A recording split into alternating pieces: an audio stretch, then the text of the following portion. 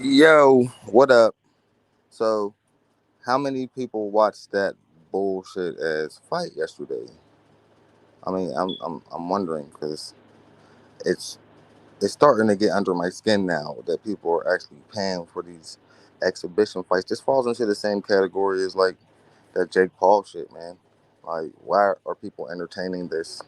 Why are people even watching this, paying attention to this, paying money for this shit? Like the most entertaining fight yesterday on the Floyd Mayweather John Gotti Jr.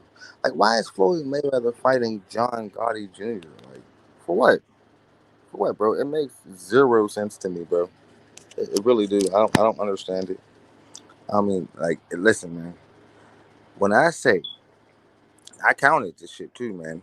That you know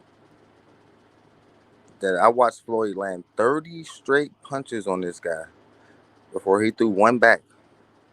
It's like, why is Floyd Mayweather in here fighting these? Like, why? Because his name is John Gotti?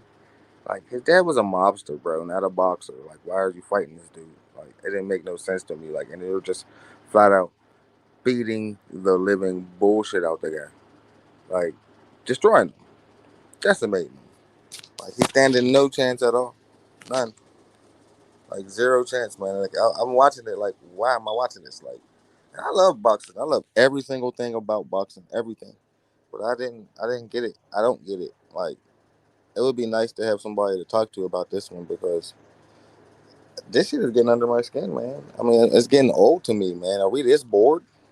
Are we this bored as a society that we're uh we're actually entertaining stuff like this now? Like, it's bad enough somebody like Jake Paul is famous, but I mean, it's popular in the boxing realm. But at least he's actually like, no, he fighting bums too. I can't even give him no credit, none. Like, it's a whole bunch of bullshit going on right now, and it's it's it's starting to pile on top of each other. Like, and it seems like the more full of shit the fight is, the more people pay to see it. I don't get that. Like, so we had all these people in Mexico watching Floyd Mayweather fight John Gotti, but we can't get a million people to watch Mayweather versus Spence, bro. I mean, I'm confused, man. Like, how is Floyd Mayweather fighting a nobody more entertaining than the two best fighters at the time? Because we all know how it turned out. But at the time, the two best fighters, like top five fighters, fighting like in their primes, both undefeated for undisputed. That didn't eclipse a million. Like, I don't. And what stratosphere did, but but Pacquiao and Mayweather did 5 years too late. 60, like he aged Pacquiao the fuck out. He ain't fighting when he was young and hungry. I always say that. I mean, Floyd dominated it and he did great counter work, but you aged the nigga out, bro. And now you fighting tomato cans. You're rich as, like, I don't get it. Like, you're rich as all hell. What's the point? What's the point of this? You're just bored. Like, is it that when you're a fighter, like you can't stay out the ring type of thing? I don't understand why you can't sit your rich ass down and let somebody else get their money, bro. Like, why do we everything you gotta always come in hating on people, Floyd? Because, nigga, your father nigga yesterday was like this shouldn't even been in the same stratosphere with you, and not, let alone the ring, bro. Like, it was hard to watch this, man. Like, yeah, for real. Like, you're just embarrassing losers for the hell of it, bro. You don't need the money. Like, what's the point? And then people are entertaining this bullshit, yo. You know it's bad when the most entertaining fight is a nigga with 4 wins, 3 wins. Yeah, man. Most nigga, I watched that fight to see Carmel Moulton, nigga. I ain't gonna go fuck about Floyd fighting some nobody. I don't go fuck what his name is. Okay, his name's John Gotti, nigga. That nigga was a mobster. Wasn't no boxer. Why is he in the ring with you? Why is he in the ring with you, bro? I don't understand it, man. It's confusing as fuck to me. It's boring. It's it's pointless. It's not entertaining. Like, bro, bro, you landed 30 straight punches in a row, and he ain't before he swung, bro. Why is he just trying to not? He just surviving. He's not boxing. He was just trying not to get knocked out by a 40-year-old, bro. That's all that was. Straight up. I mean, you can't, like, I just don't understand the point of it. Like, I would love somebody to come in here and talk about this with me, because these exhibition fights, bro, to me, are a waste of fucking time, a waste of money, and a waste of fucking. There could be other fighters fighting on these nights. Why are we watching Floyd fight a bum? Because he's Floyd? Nigga, Floyd is 44. I don't care about what he's doing right now. He didn't glad the fucking sport draft for billions of dollars, and you still out here trying to take the attention away from everybody else. I don't get it. By fighting nobody's like, for real. Like, is it your ego out of control, or is it nigga that itch fighters get when they retire, bro? Because it can't be that, because you had Conor McGregor and a couple others. You made $100 million off that fight, $200 million off that. Bro, why are you still fighting? Sit your fucking old ass down and enjoy your money. You done made billions of dollars and shit. We don't need you keep on setting up these dumbass exhibitions, bro, for real. Like, what the fuck is the point of this? I don't understand. It's getting old to me now. Like, y'all turning my favorite sport into a gimmick, bro. Like, I keep trying to tell niggas, man, like, I love the WWE, but that's not boxing, bro.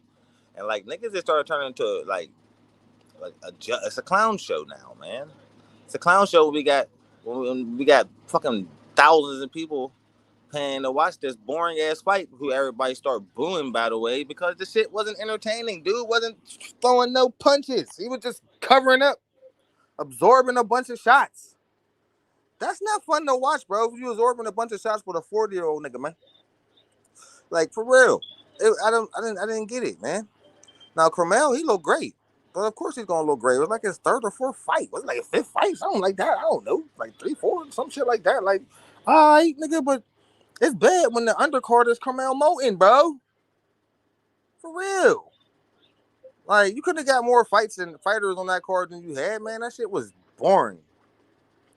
And hell no, I ain't paid for that shit. Why? I'm not supporting this bullshit, man. For real. Especially a nigga like Floyd Mayweather who's got billions of dollars. Why you want my money, nigga? Fuck out of here. You rich as fuck. You already got enough out of the sport of boxing, nigga. You just trying to get it all now. Like, all of it. Like, all the cash, all the spotlight. You don't want nobody else to shine. Like, man, get the fuck out of here with that shit. And I respect you. Floyd is one of the best fighters to ever do it, bro. But your ego is it's showing now, my nigga. Like, it been showing. Like, you just taking away the shine from other fighters who could use that. Like, for real, why don't you start promoting fighters and stop trying to take all the limelight for yourself, bro? Because your time been past, my nigga. And it's time to let these other niggas get some of that shine, man. You a promoter, man. Why are you still getting in the ring? For real, especially if we gonna get bullshit like that, you just beating the fuck out of somebody for fucking 12 rounds, 10 rounds, however fucking long that fight was. I stopped watching it, honestly, after a while. That shit got boring to me. Like, I'm not gonna waste my motherfucking night watching this bullshit. For real, man. Does somebody make it make sense for me, man? Because it does not make sense to me at all, bro. I can see it, like, fight another, like, old ass boxer or something, man. Like a boxer the same age as you or something like that. Quit picking these bums, because now you're just doing the same thing Jake Paul doing, bro. You just fighting bums just off of your name and trying to make a bunch of money off of shit that people really don't want to see, bro. Like, for real, people really do not want to see this. Oh, I see. I got one person watching. That's what's up. Welcome, whoever that is. If you somebody I know, hit the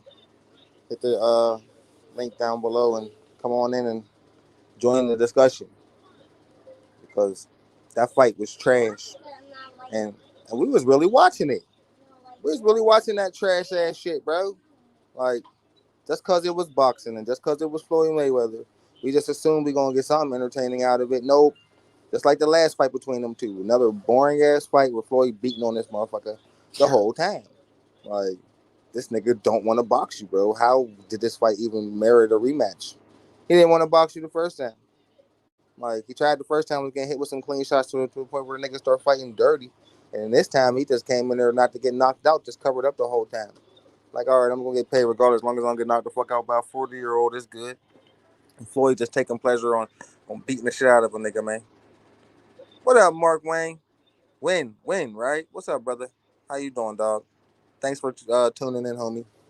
Like, it really don't make sense to me why he's still out here doing this, man. Like, why, Floyd? Why? You're a billionaire, bro. It really doesn't make any sense at all to me that that you're still out here boxing, bro.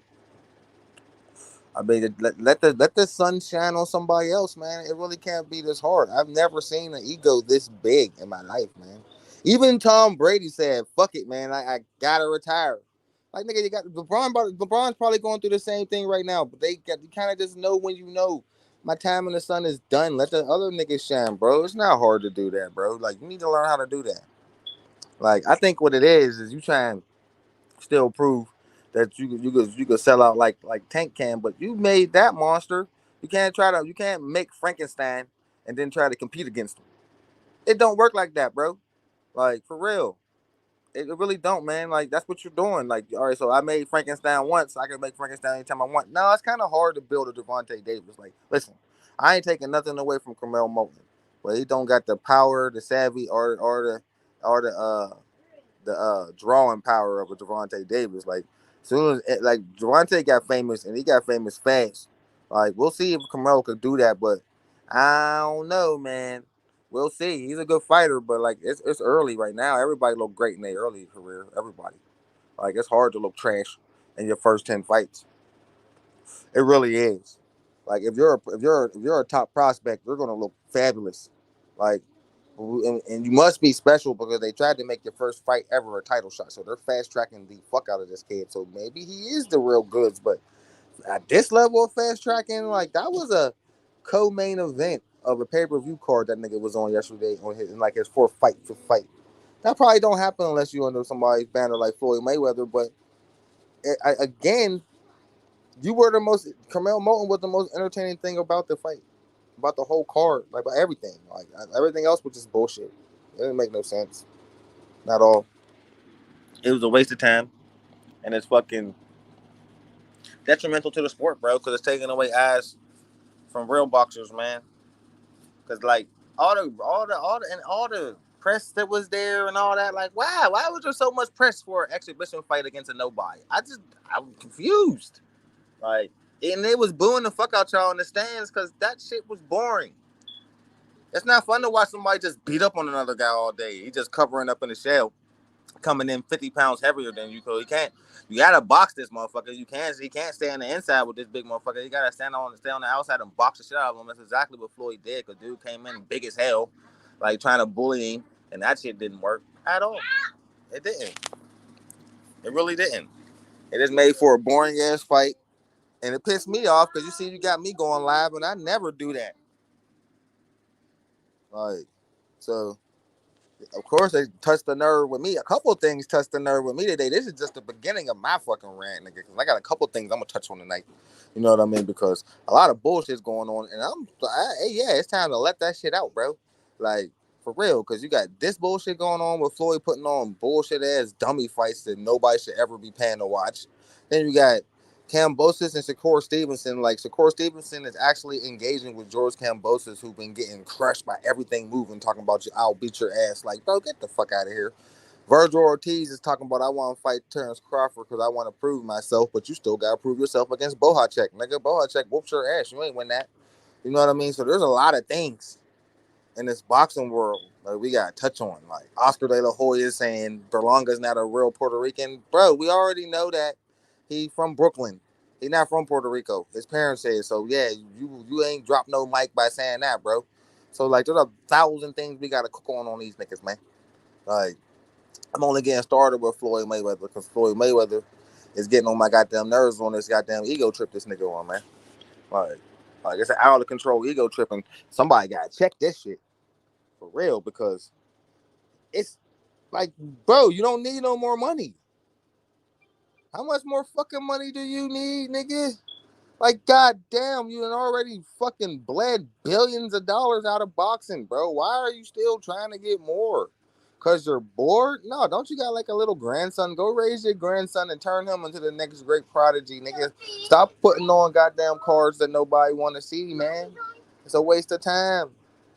It really is. It's a pure D 100% waste of time for me and for everybody else, man, who just paying for this shit just for your name. I didn't pay for this shit, by the way. I'm just saying for the fucking people that actually did pay for this shit. Why? I don't understand you. The same like just like the people who pay for the Jake Paul shit. I don't understand you. Like for real, you're wasting your money. You're not paying to watch real boxing. You're watching a fucking gimmick that's making a joke of the sport. That's what you're watching. That's like when you're watching Floyd Mayweather fight John Gotti. Like why? Why? It makes no sense. But I think that they should just do away with this exhibition shit, man. Like for real. Like put a price tag so high on that shit that these motherfuckers ain't even gonna want to do that shit, bro. For real, because it's boring and it's a waste of time. I think the sanctioning body should come in and start putting like high ass prices on these shits. Like, all right, we need this much from y'all because nigga, y'all making all this free money and we ain't getting none of it. You know what I mean? So y'all, it's time for y'all to break bread. I bet you Floyd stop that shit real quick. For real, because nigga, you don't need no more goddamn money, you rich motherfucker. Sit your old ass down. Let somebody else get some bread. For real, man. Always doing the same fucking shit with like every time you. Oh, it's Floyd Mayweather another exhibition fight. This is like your 15th exhibition fight in the last 4 years, nigga. If you don't sit your old ass down and be a promoter like you supposed to be, you talking about, nigga. If you work for Al Heyman, if you part of PBC, you work for me, nigga. Well, get your ass over there and promote, cause all them fighters is old as fucking on their way out the door. It's time to bring some new blood in, nigga. You should be out there scouting right now instead of putting on fights, boring ass fights in Mexico that nobody want to watch, yo. For real. I was cracking the fuck up when they start booing y'all asses last night, nigga. That shit was boring. Boo. Nobody want to watch this shit. Fuck is you? We wasting our time. They all figured that out about the fourth round. Like, why do we even pay for this? Yeah, because y'all a bunch of fucking idiots. That's why. For real. Ain't no normal motherfucker paying for that shit. Nobody normal want to pay for that shit, nigga. I ain't wasting my motherfucking time. I will pirate the fuck out that shit before I pay for your shit. For real. Hey, yo, that's where Cambosa's career is, Mark. For real, he should fight Floyd, yo, because that motherfucker's done. He's never going to win again in boxing. He's finished. Finished. Like, he think he undisputed, so you already know the delusion is real with that motherfucker, yo.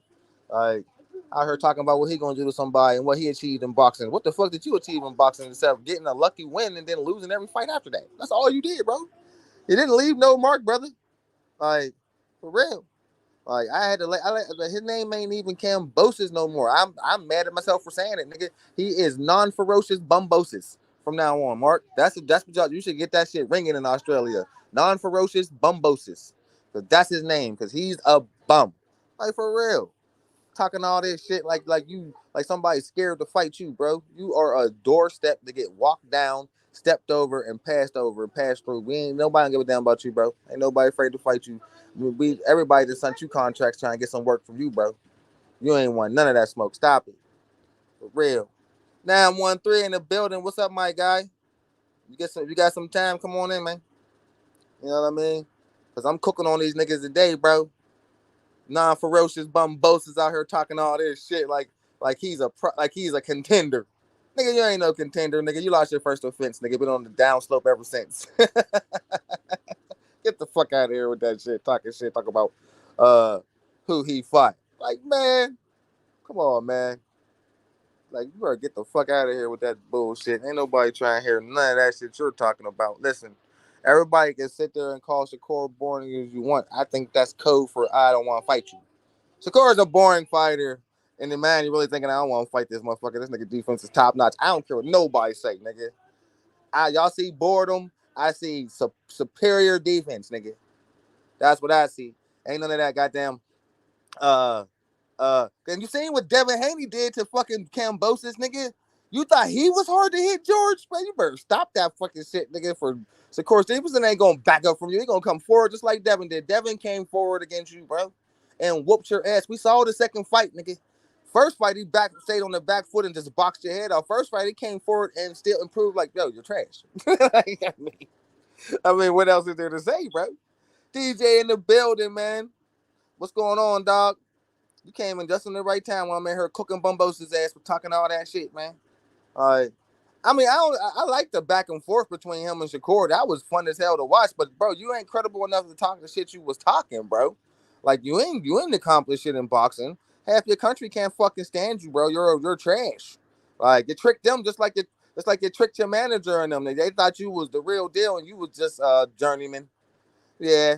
won the title and lost it and been trash ever since. For real, you got lucky. You barely beat T.O. like skin of your teeth, skin of your teeth. And if you let T.O. tell it, he almost died. Like that motherfucker was dealing with like nigga, he was fighting you and the Reaper, and T.O. gave you that good of a fight, Jordan. Come on, bro. You talking about you was undisputed, motherfucker? Undisputed of what? Of what? What was you undisputed of? That was a franchise WBC belt. So how the fuck is you undisputed if you was fighting Devin Haney for undisputed? Ain't that the whole point? You put that crazy ass contract up where you got $10 million and he got $2 million for made him come to Australia and shit, and he still came out there and cooked your ass in your own country twice. Remember how big the first fight was? Remember how small the second fight was? George, if you don't stop that shit, bro, nobody give a fuck about you, bro. You ain't never gonna win in boxing again. You heard me say that right now. I said that. You are never retired. Retire, George. You might as well just retire, bro. Because just like Mark said, yeah, you should fight Floyd in the exhibition. That's where you at in your career. You in tomato can territory now, bro. You ain't in contender territory. If you get another title shot, like for real, I'll set myself on fire. I guarantee you that's how likely it is you gonna get a title shot. The nigga that I'm burn myself the fuck up if you ever do, because you ain't. Not after what Loma did to you, which is another funny ass point to roast your ass on, because we all know you wanted Loma first. And then what happened? What happened when Loma motherfucking you got Loma? Huh? He cooked your ass. Cooked you. You ain't even belong in the same ring as him. Cooked the. Hey, yo, beat the shit out you, bro. I loved every second of it, bro. Whatever happened to the. Where was the Greek blood then? Where was the warrior spirit? Where was the Spartan pride then? Huh? Where any that shit was gone. You know why? Because Devin Haney beat that shit out of you. Yeah. Like, for real, bro. So stop talking about what you accomplished in boxing, because, bro, you ain't accomplished shit. Nothing. You got a lucky upset, right? Right? What happened after that? You lost both. You lost the undisputed match and you lost the rematch. You lost them both. You know what I mean? Then you got then you lost again. You got a petty win. Then you lost 2 more times after that. George, you're done. It's over, bro. Pack it in. Hang up the gloves. Sit your fucking lame ass down. All you good at is talking shit. You know who else is good at that? Rolly Romero, another fucking bum who could talk a bunch of shit, but when it's time to rumble, they get their ass whooped. Caleb Plant, another motherfucker who could talk a bunch of shit, but when it's time to rumble with these niggas, get his ass whooped. You like to slap motherfuckers and like listen, you slapped nigga Jamel Charlo and nigga when nobody was there. The next two niggas you tried, you had 1,000 niggas with you, bro. It's easy to be tough with 1,000 niggas with you. I don't take him serious either, nigga. He's another nigga I'm about to cook tonight. Cause everybody keep on interviewing Caleb Plant like he mattered, bro. Didn't he lose his last like 2 fights in a row? For real? Like, who the fuck is Caleb Plant, nigga? He's another nigga that won his title, defended it once, and lost it right after that. But why are we talking about this guy? Like, what has he done in boxing to be able to talk this shit, to garner this much fucking attention? For real. It's time to crack down on the bums and get them up out of here, bro. For real. Like, Caleb Plant is not that exciting. Okay, you're slick. You're a slick fighter. Like, you know, man, you got the Andre Durrell knockout. He was washed up though. That's a washed up Andre Durrell. That's not an Andre Durrell in his prime. So you get no points for that. You had the chance to be the man when you fought Canelo Alvarez. He knocked you the fuck out. Out. Like, nigga, you had the chance to show you was the man when you fought David Benavidez. He whooped your ass over 12 rounds in the biggest ring I ever seen. You did that just so you can move around all night and not get knocked out. You didn't do that so you can engage, nigga. Stop it, Caleb. You're not that good, my nigga. For real. Just keeping it 100 with these bums. Uh-oh, somebody want to come in the building. RC, what up, my guy? Yeah, I'm coming at these niggas, bro. Straight up. No, hey, DJ, it's just one of those days, bro. I'm done playing with motherfuckers. It's now it's time to cook these niggas, man. Hold up, somebody want to come in. Let's see who it is. Oh, that's my man DJ. Hold up, I'm about to let you in right now. DJ, what's up, bro? Welcome in. How you doing, dog? You're right, Punch. Is there something that we need to talk about? Who pulled your chain today? You're up everyone. Bro, Did you just wake up this morning and go, boxing gives me the shits, so I'm just going to tear into everyone? This shit been building up for a couple of days now, man, and today was just the boiling point, man.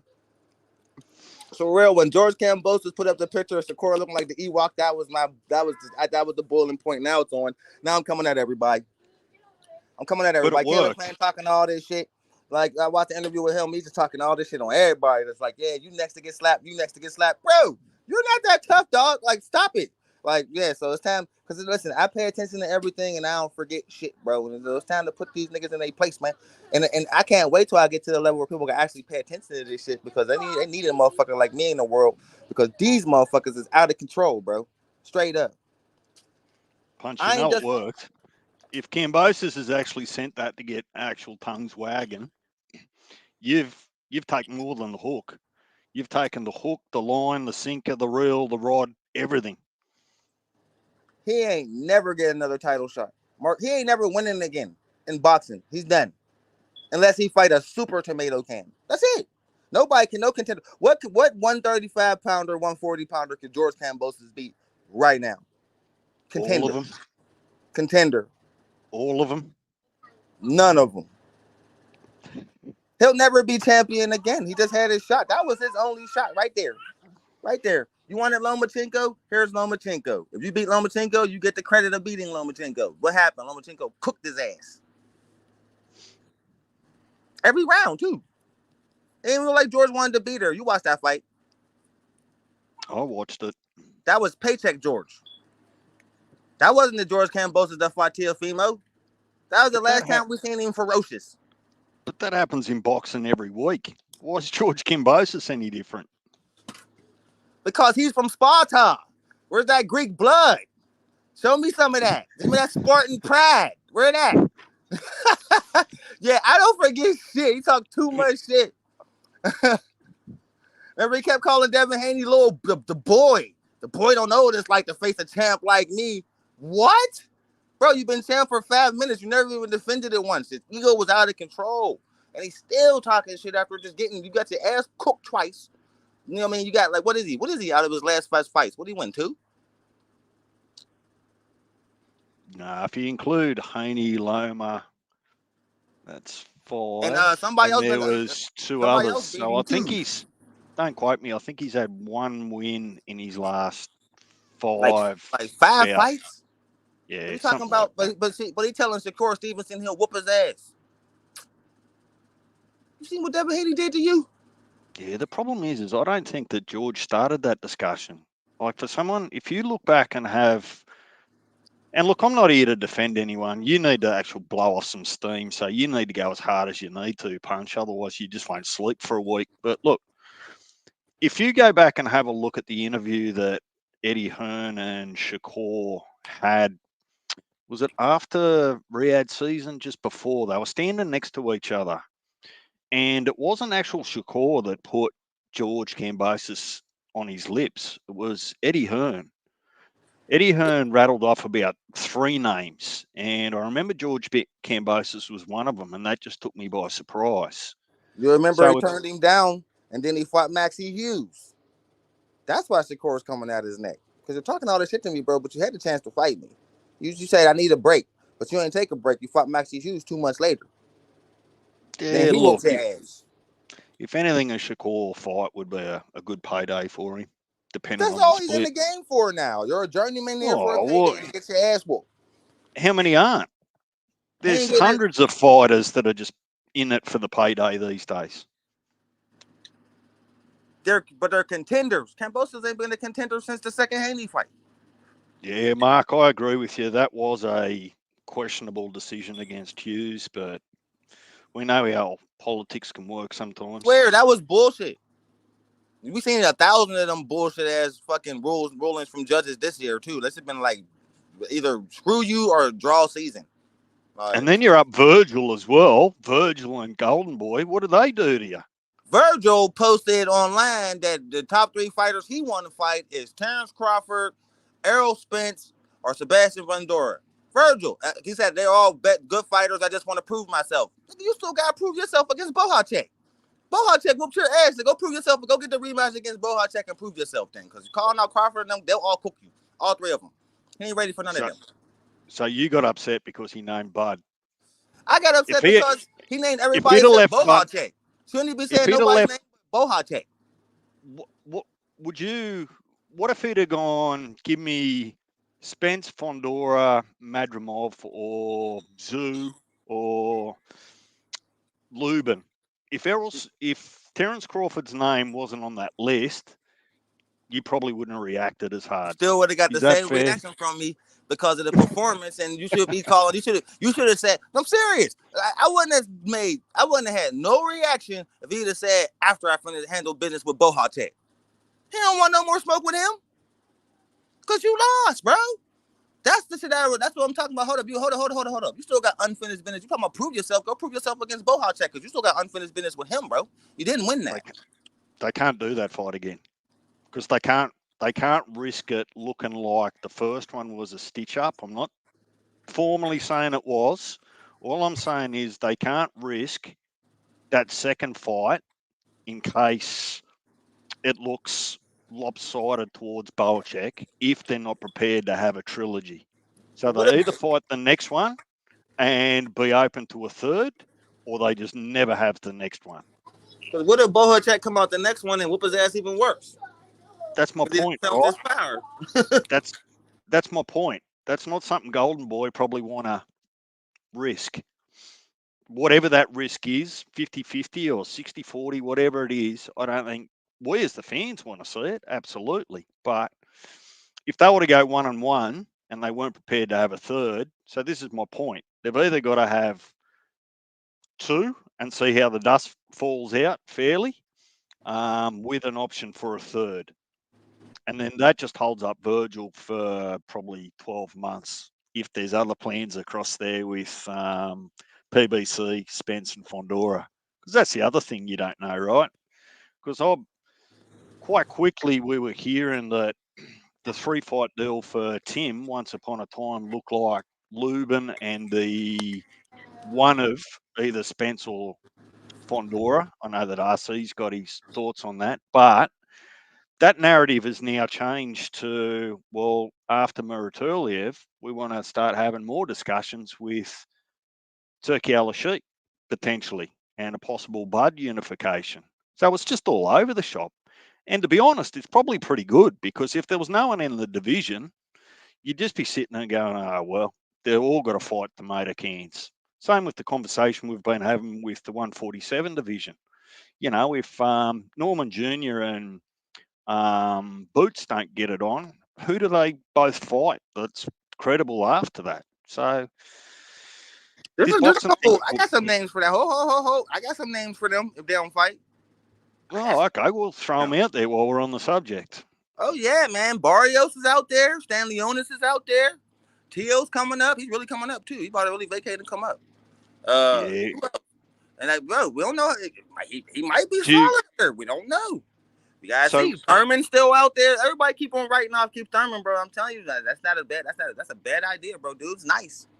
No, I mentioned that a few weeks ago when we were just all throwing it out on the scrapbook, and I said, well, if Thurman needs a payout, can he still make 147 and go fight Boots? But my question to you then is that what's the appetite for Tio to go to 147 or Norman Jr. or Boots fight Tio when Tio's still got plenty of work, possible work, for himself at 140?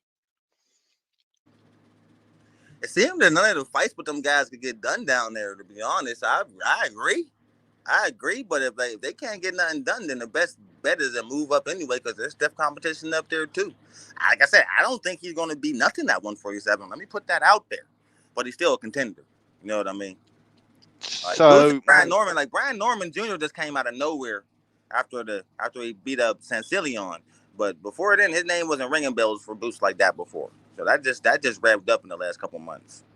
Yeah. So look, I'm of an opinion. Part of this is what's wrong with boxing. So if they can't make deals to unify, that's a problem, right? But it's also not a problem if it can't be called a problem if both parties aren't sanctioning, aren't pleading to the sanctioning bodies to make that unification. So a couple of things have to happen. But if boxing's so broken, and I'm just using this as an example, if Tio can't make fights at 140 across all those other sanctioning bodies, right, or strong contenders, and that forces him to move up. I actually think that that's unfair on Teo. I'm actually defending Teo and saying, I look, agree. if the health of boxing and politics is forcing you to go to 147, and that's really not your preference, then I'm sorry for you, because there's plenty of other fights at 140 as a fan, DJ as a fan, that I'd be more than happy to watch. Pick them. I don't care what unification is. Unifications are always good to watch. I think they're the best Mostly. fights, personally. Yeah, if you've got the legitimate blokes at the top, at the moment you can't really argue that one of the legitimate blokes might not be at the top while Devon's still in recess, because that just confuses it. That's a little bit like that narrative at 154 where you've got Bard and Spence and Fondora and Madrimov and Virgil and all these other, and then you've got Jamel Charlo sitting over here in the shadows. That's one of the other reasons I don't like the champion in recess thing if it's not handled properly once they come back in. So, for a Teo, for example, if he went and cleaned up 140, he'd be pissed, because no one would be giving him the credit, because they're still saying, oh, well, you haven't fought Haney because he's the real champ. He's just in recess. So the boxer doesn't get a fair shake at it while people are still sitting in recess. I also noticed that Bud is still WBC in recess at 147. He didn't And WBO. actually, well, for how long? Like, I don't understand the point of that now that he's got two belts effectively. He'll get a second belt. He'll get a second belt. He'll get what? The WBO if Fondora fights Spence. So Bud will have the WBA and the WBO. So I don't understand how you can hold significant belts in a division and still be champion in recess in the division below you. That just doesn't make any sort of sense to me. I don't know if I gotta look into that, because I got a good question when it comes to that. Do the fighter choose to do that, or do the sanctioning body make you the champion in recess, even against your will? Well, the only other way that I could possibly see it happening is that if someone like Bud and Turkey Al-Sheikh have had a discussion and saying, look, if all these other things don't fall out properly and Boots goes and unifies the IBF, right? If I'm still champion in recess in the WBA and WBC, I might have an appetite to fight Boots for unification. That's the only way it makes sense to me. But I can't see Bud going back to 147. It'll be too hard for him, weight-wise. I agree. I don't think he's going back down. That's what I was saying. I don't think he's ever going back to 47. That makes no sense.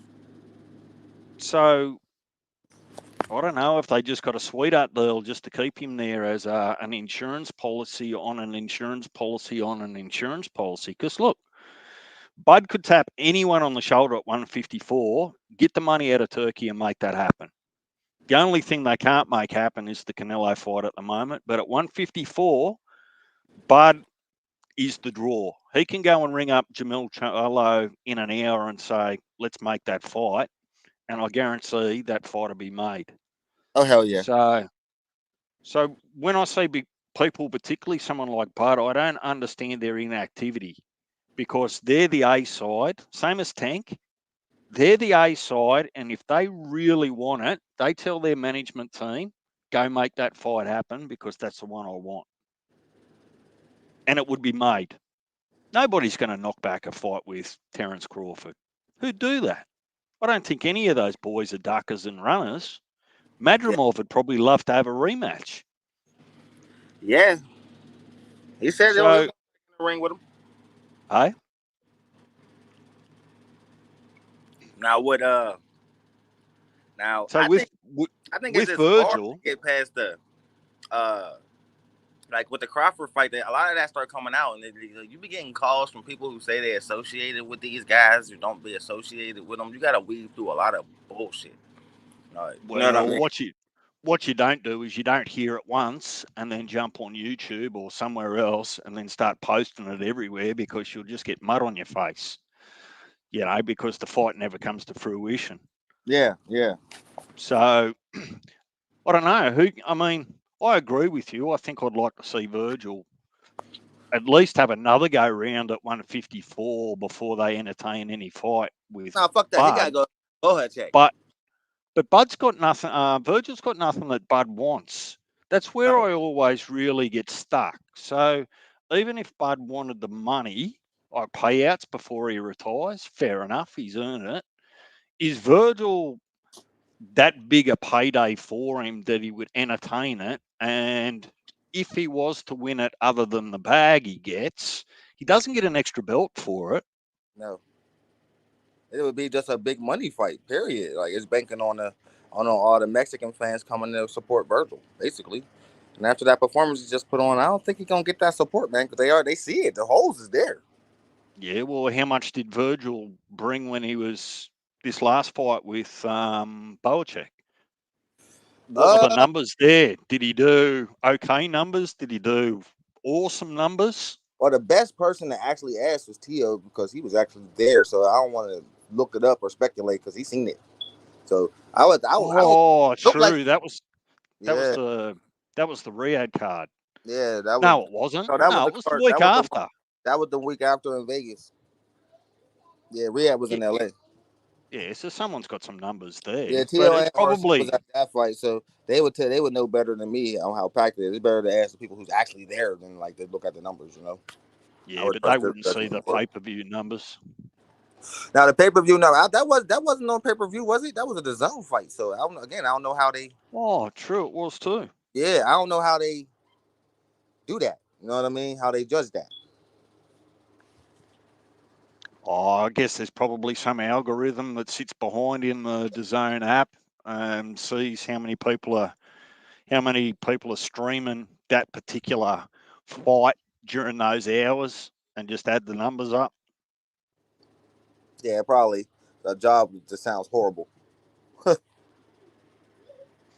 So are you going to? I won't say. I know who watch boxing watch that fight. Like everybody I know, I got a lot of friends who love boxing as much as we do, and they all watched it. So I'm pretty sure it probably did okay numbers. Well, I think too, because everyone, well, I won't say everyone. That's a lot of people wanted to see what Virgil looked like. Over a lot of rounds rather than a round and a half. Hold that thought, DJ. Coming to the stage is my main man, Tio. We talked him up. Heavy bag boxing in the building. Yo. What up? Peace. Man. You left pretty early there the other night. I didn't get an opportunity to have a yarn to you. Yeah, I did. I'm sorry about that, man. So we was having mad technical difficulties that night. It's fine. Yeah, and it kind of turned into a 101 conversation, so I wanted to let them have it. But yeah, man, what's going on? I was just cooking on some niggas, man. That fucking fight yesterday. Virgil Ortiz posting that he want to fight Crawford, Spence, and Fundora, but not Bohacek. Like, nigga, you talking about you want to prove yourself against Bohacek, motherfucker. And then, Caleb Plant keep on talking all this shit about everybody and who he didn't slap. Like, bro, you're not that tough, nigga. You lost your last 2 fights. And, nigga, you made the ring, nigga, Super Mario Brothers big, nigga, when you fought David Benavidez, nigga. Stop the cap, bro. You're not that tough. What also happened to you is Punch woke up this morning just hating on Australians. And don't get me started on non-ferocious bumbosis, nigga. Keep talking shit to everybody. And there's a stone cold door knocker for niggas to step on their way to the title. Get the fuck out of here, you bum. Oh God. Well, yeah. I Punch too, man. He's not gonna hold nothing back. But I agree with the Virgil Ortiz situation, man. The only fight I want to see from a Virgil Ortiz is a rematch with Bohacek. I think Bohacek definitely deserves that. As far as Kambosos go, though, gotta agree there too, man. Dude got pretty lucky versus Teofimo Lopez and got a couple of huge paydays against Devin Haney that he probably didn't deserve. And now he undisputed. Get the fuck out of here. Yeah, and it looks like he's He's trying to bark up the Shakur Stevenson tree, and I don't think that's going to bear any fruit for him either. Just kind of one of those guys in boxing that got really, really lucky, man. But yeah, It's man. elite level skill, Tio. Listen, Oh, is with, that is that what it was? just with the Virgil thing, let me just ask you straight up, because we touched on it. I don't know if you were listening before you actually joined, were you? Nah, I wasn't. I wasn't here. I'm of the opinion that Golden Boy, for a number of reasons, won't risk a rematch with Boachuk unless they've got an appetite for a third fight, just in case. So if you're Golden Boy, are you entertaining any idea, whatever the risk, whether it's no risk, lots of risk, would you put Virgil back in there with Boachuk, considering the response from the public and what they thought about the result? Now, because I was there in person, you know, the place wasn't packed out. I think Michelob holds about 8,500. It was safe to say maybe half of that was in there. So from a business standpoint, does the rematch at least sell out? I doubt it. So from a business standpoint, I just don't believe Golden Boy is going to be willing to throw Virgil back in there. Does that answer the question? Yeah, so you spoke from a business standpoint, but what about from a reputation standpoint? That now from a reputation, if it's a very, very close match, let's keep it even. So let's not favour Virgil or Boachuk. Say it's a split decision, and that was to go towards Virgil, right? Yeah. What's the public's response? And comparatively, if it does become a split decision and it goes Boachuk's way, have you really thought about the third fight? Because let's take politics and conspiracy theories off the table. If Boachuk comes in and beats Virgil in the second fight, you nearly need to be prepared in the back of your mind to go and have a third fight to put it to bed, don't you? Absolutely. There's no way they're going to allow him to fight Boachuk again without a rematch clause. So that'll be embedded into that contract. So going into the second fight, they would have to know that more than likely, especially if Boachuk performs, there'll be a third one. And so that, and how long do you foresee? Say that's a 12-month exercise, 2 fights over 12 months. Yeah. Does that then prevent Virgil other opportunities and there's many of them, right? There's a heap of opportunities for him at 54. So would it be a wise decision in the whole scheme of things to let him fight Boachuk again? I'm saying no. As a fan, do I want to see it? Yes. But from an overall perspective, it might end up stalling Virgil rather than promoting him going forward. Yeah. When you consider everything, right? When you put everything together in the grand scheme of things for someone like Virgil Ortiz, because for sure, if you match him against the right opponent, it's going to do extremely well.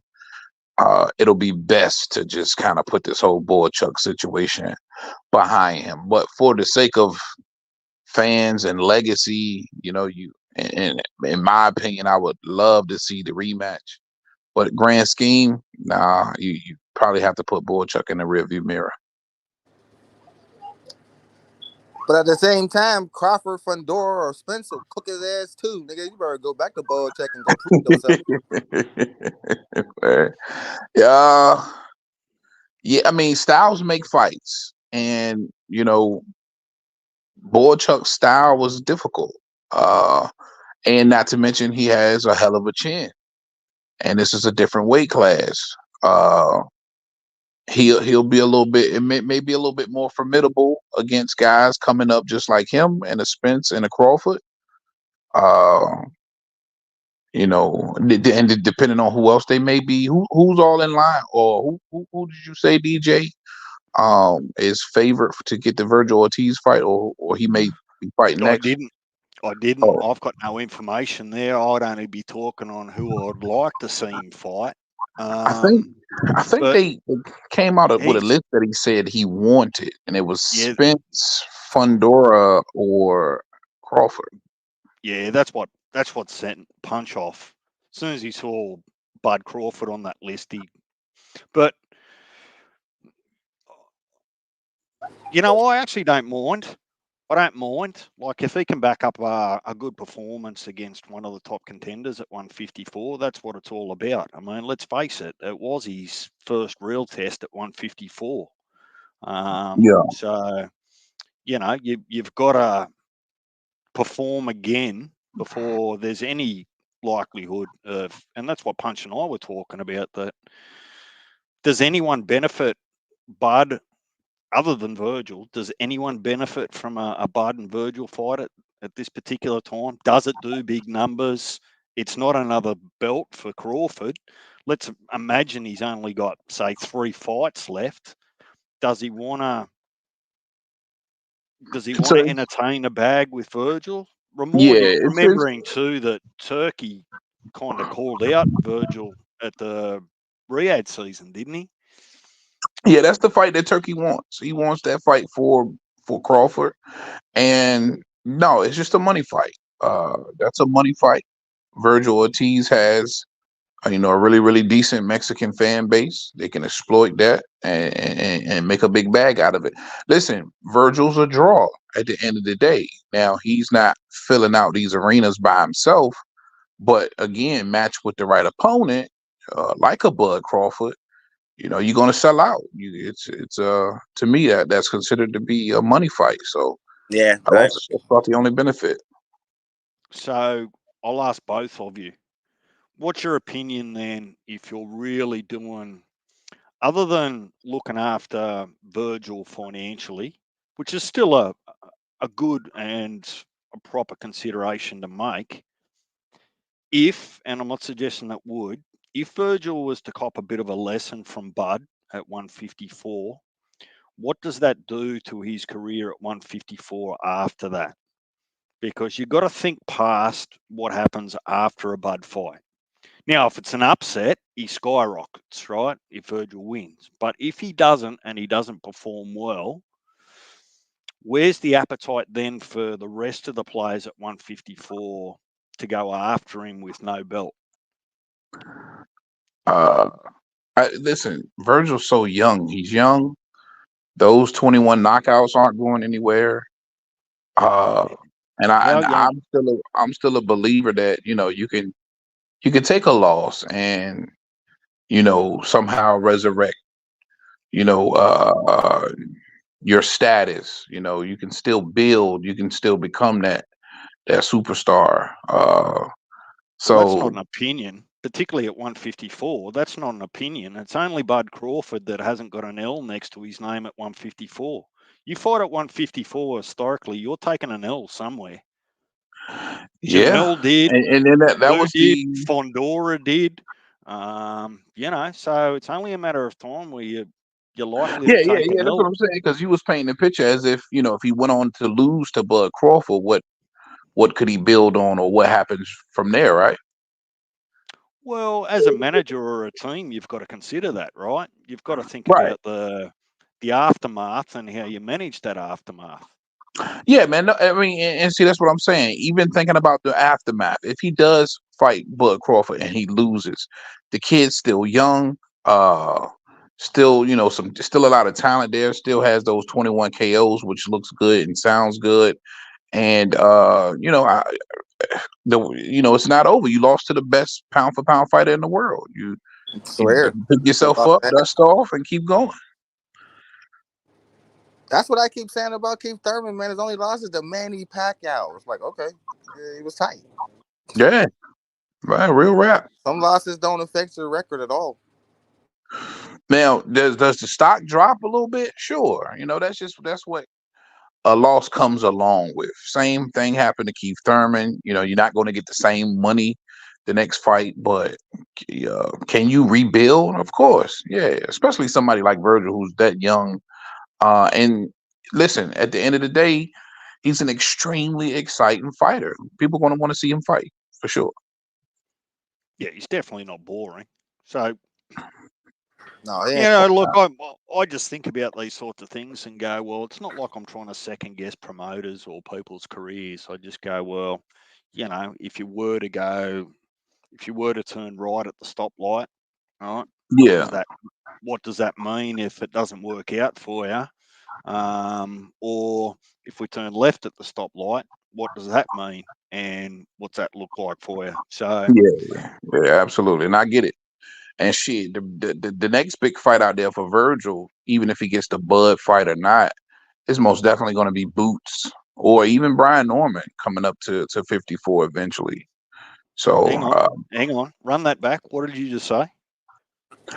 I said another big fight for Virgil because, at the end of the day, that was supposed to be the huge 47 clash. Virgil Ortiz, Jaron Boots Ennis. If Virgil Ortiz didn't have this rhabdomyolysis bullshit, he would still be campaigning at 47, right? It was a lot of work to be done at 47, but because his body just couldn't make it anymore, he was kind of forced to 54. The buildup has always been for the last 3 years, Virgil Ortiz, Jaron Boots Ennis. So I still believe down the line that's a huge fight for Virgil, or maybe even Brian Norman Jr. Again, like So, Norman's name came out of nowhere, like over the last couple of months, man. Like I'm happy he's getting the publicity he deserved.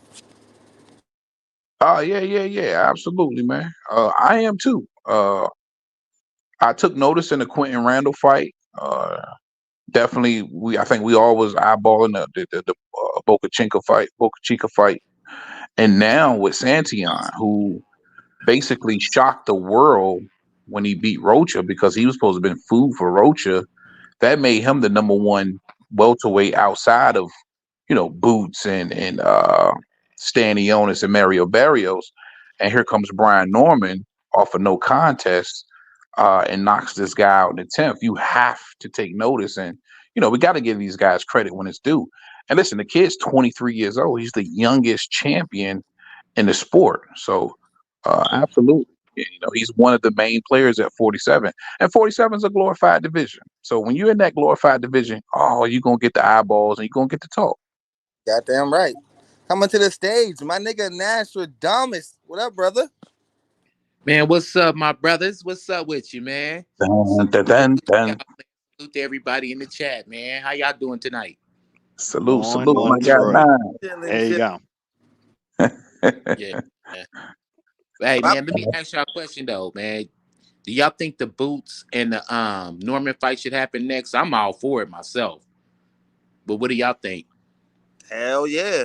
The way it been cooking, I think it's time. I don't think that needed no time to cook. I don't think that needed no few fights. That them niggas is ready right now.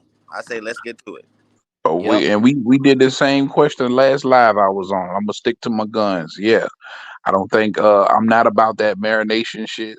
I can't. I forget who was saying it needs to marinate. I think it was Blaze that came on before I left. Yeah, Felt he had like a lot to say about that fight. To marinate. I just don't think it needs to marinate, man. And then again, I'm gonna continuously say pride and ego has entered the room. You ain't heard nobody talk shit about Boots the way Brian Norman Jr. over the last 48 hours talk shit about Boots. I don't think that's gonna sit well with that team. And we know that negotiations have started. Hopefully they get it done. So,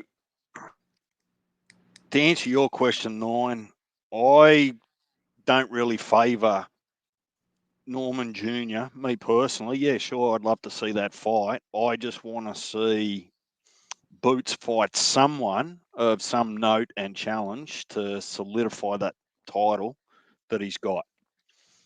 That's all. Yeah. Well, how he does that and who he does that against, that's up to the teams and negotiations to sort that out. But Boots, in my opinion, can't afford to be... real quick, did you not hear what I just said? About who Brian Norman beat? Yeah, I did. It was at one time. It was talks of Crawford fighting Rocha and all this shit. Yeah, But Rocha was supposed to be. the number The one contender. guy. Good. Yeah, but see, I'm not talking about Brian Norman Jr. in that context. All I'm doing, Heavy, is I'm just saying personally, right? I don't feel any sort of way about Brian Norman Jr. and what he hasn't or he has achieved. All I want to see from Boots is that he's been stagnant for a period of time. He's now over there with Matchroom. You've got to get the bloke active. You can't just sit Yep. still, not fighting anyone anywhere, and crossing your fingers that you're gonna get an opportunity at 154 for a big payday. But you Because said you I wanted hate to the idea. see you wanted to see Yeah. Brian Norman solidify his champion status. No, And I thought that's Boots, that's the what you point, said. excuse me, guys, but that's the Boots, point I was trying to make too. If you look, Boots to solidify his champion status. Oh, okay, got you. My bad. yeah, but Because listen, when we talk about Boots fighting Bud, first thing we say is Boots ain't fought nobody. When we talk yeah, about Norman fighting somebody, the first thing they say is he ain't fought nobody. Well, but the truth is, in all actuality, they need to fight each other because guess what? The facts is this. If Norman fights Boots, if Boots fights Norman, that will have been the best guy that both of them have on their resume. Period. Fact. Big So facts. I think one hand washes the other in this situation. I think they should get it on, like a young Tommy Hearns and a young Sugar Ray Leonard. If y'all stay relevant, if y'all keep on winning, if y'all really the goods, y'all see each other again. Be it 54 or 47 again or whatever the fuck. Maybe the fight is so good that it demands a rematch. But that's why you got to get these fighters in here young and have them run the gauntlet. You got a title, I got a title, you got something I want. Fuck it, run it. That's the way I feel. Stop it. You know, and I, Luke I, to I Norman agree. got that energy, bro. You But know what I'm see, to me, when I look at it, when people say Boots ain't for nobody, uh, when I look at cats like Delorme, cats like Lippin Ness, those are somebodies to me. Yeah. But even more than that, for Brian Norman to knock off at the time the 32-0 Giovanni Santillan coming off the Rocha win, who was supposed to be that guy who Giovanni Santillan was supposed to be food for, who they Yeah. set Brian Norman up to be food for, to be the fourth king in the welterweight division. That's somebody. He was the number one guy. So because these guys don't have these huge names, we got to understand that there are no names in 47. These guys are all in the same fucking. We lost Yeah. you, Heavy. It's Yeah. kind of wide open, bro. I believe that. You bleeped out Heavy. What did you say there a minute ago? Yeah, right when he's about to land the plane, too. Damn. He just disappeared. But see, my opinion just comes from a lens that I would much prefer. I don't demand or sook about it, but I would much My bad. prefer. Righto, while you've still got those thoughts in your mind, T.O., finish her off. What was the last thing you heard? Damn. Uh, I'm sorry. I was just saying that the 47, that these are all all new guys. These are the all new guys. 147 fighters are all 47 pretty much wide open. That's where you was Yeah. going. And they're relatively new. There hasn't been opportunities for these guys to have huge names on their resume, right? So we have to look at the work that they've done in the division amongst other no-name motherfuckers, but really good. Mm-hmm. You know what I mean? So I'm giving Boots credit. I'm giving Brian Norman Jr. credit. Even Barrios and Stanionis, I'm giving those guys credit because this is the new wave. This is the next generation at 47. Mm-hmm.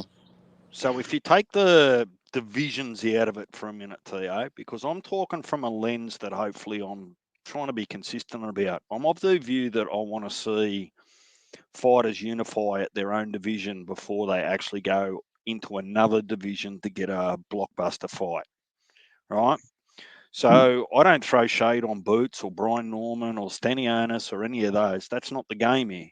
What I'm saying to you is just saying, look, to reassure the public and everyone else, if you go and clean up one of those people, whether it's Norman Jr., whether it's Barrios, whoever, right? You're reminding everyone and just saying, hey, look, I deserve this opportunity. Let me go get it against a Crawford. Now, I will ask Heavy and Nine while they're here. Punch and I just touched on it a minute ago. How and why would Terence Crawford still be champion on recess in two sanctioned bodies at 147? How does that make sense to anyone, and why? It don't, and that's that bullshit. I'm just saying, it don't, and that's that bullshit. You know, it's apparent that he's moved on, man, gone and let somebody else fight for the title or whatever, or I don't know, but he's at 54 now, and he's even questionable that he's even gonna come back. Because the way I hear it from a lot of other channels or whatever is people is talking about he may retire. So shit to get off the pot. I'm not mad at it. I don't mind him being checked because listen, you could be champion in recess all day. Niggas has moved on. It's not like you can come just take the belt back. You got to fight for it. Mm-hmm. So I'm cool with that, and that always leaves the door open for a Boots fight at 47. So I don't see the big deal. Let me tell you why it actually is a bit of bullshit, Theo, in my opinion.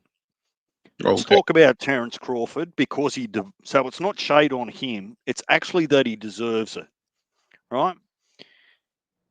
When you look at what the right people can actually manage, with Spence coming off a loss and then going straight into a title fight in another division, right? There would be no reason why those same people couldn't do the same thing for Bud if he wasn't champion in recess and he decided that he's coming back out of 154 and he wants to go and fight a Boots. So the actual champion in recess and the titles become irrelevant while boxing moves the way it does. The problem I've got with it is that it's an unlimited time frame, and for someone that wants to be legitimately, and we were talking about Theo before, legitimately called the super champ in that division and unify all belts, they still get stuffed around because everyone just turns around and says, say Brian Norman, for example, goes and unifies all the belts, right?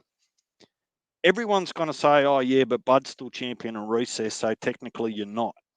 So the fighter itself, when you start doing those things, gets ripped off. I get what you're saying to an extent, but until Bud comes down there and proves it, Brian Norman's the man. Yep. I wish I had my drop. You're not the motherfucking man no more. I'm the one. Just like right now, I don't give a fuck who's saying Charlo's the guy at 54. No, he's not. Fuck Charlo. You got to come back and prove it. Fuck that nigga. You feel what I'm saying? Yeah, I do, and I don't disagree. I think that Slick and I were talking about it, and I think, well, it's probably the only time that he's agreed with me. But just put a 12-month calendar on it. You can have it and I agree with months. Sort yourself out if you need to, whether it's surgery, a rest, family, or balls, whatever it is. Whatever. Or balls. If you can get to muster up the balls. And after that 12-month period, we've got a fight waiting for you. You take it or you give the belts back. End of story. Everybody's love the Charlo brothers, bro. Ma was out for what, 2 years and still the champion? Like, yeah. Damn. Shit, longer than that, man. It was closer to damn near 3. Yeah. And then in fact, they let him fight like a light welterweight. Yeah, and then they let him fight Jose Benavidez Jr. for no belt and still let him keep the belt. Yeah. Yeah. You know what I'm saying? Now that was a special case of bullshit. I'm glad they did go ahead and script him. Yeah. Yeah. But I agree with you wholeheartedly, DJ. It should be a cap on how long you can actually be a recessing champion and have the power to come back and petition and to actually fight that champion for sure. So And I think that if you decide to go and win, particularly if you're successful, if you go to another division to fight for another belt, that should override the last belt that you had. So, look, Bud will get, if Fondora fights Spence, Bud will have the WBA and officially the WBO, right? He doesn't need belts at 147, particularly Bud, right? If he wanted to go back to 147 without a title or a belt, that fight could be made. No problem, in my opinion. My issue is Hey, it looks Slick, like man, it's what you just doing, man? Get your ass in here, inch. man. Get out the chat and get your ass up on the panel, nigga. You missing. That's the only nigga we missing is you, Slick 50. Get up here, nigga. Punch me, punching, bro. He just locked out everybody. Get your bitch ass in here. Damn, I thought you was bad, T.O. Shit. There he is. Talked him up. GMT motherfucking There you sports. go. What up, my guy? What's good, The, everybody? What's happening? Come the on in. fine Look at All back. father. G'day, Slick. Good day, good day. All right, now Man, that I got everybody on the panel, I'm gonna go to my original question. Do y'all think these boring ass, stupid ass, no point ass exhibition fights is ruining the sport? I don't. It just lets me know where. I watched Floyd land 30 straight punches in a row before dude threw one, and I turned that shit off. Yeah, bro. I'm sick of the shit. I mean, boxing is so limited because think about it. And me and Slick was talking about this the other day too. That's why I'm surprised that was your answer, bro. Because like if you think about it back in the day, bro, we had Tuesday night fights, Friday night fights, then you would have like a showbox show, probably like on a Saturday, and then a little bit later you'd have an HBO after dark show, and then you would have a show on a Sunday, foxsports.net. Remember that shit? And we Yeah, had yeah. a diet of boxing every week. Yeah. And even if it was a pay-per-view the week before, you knew that HBO was gonna show it the next week. So it wasn't no big trip. You know what I mean? Now it's Yeah. pulling teeth to even see a pay-per-view that you missed like a week later. That's crazy to me. But with all that being said, with limited spaces in boxing today, and we don't have that many dates and that many shows for boxing, we don't have time to be wasting on this bullshit. You know what I'm saying? Mayweather, you are a promoter, my guy. You know what I'm Facts. saying? Instead of throwing this bullshit ass show, you should have been putting light on some other young fighters so we could have a crop of fighters and we could have seen what the fuck is going on with the next generation. You know what I'm saying? But See, that's all that is that Floyd's responsibility?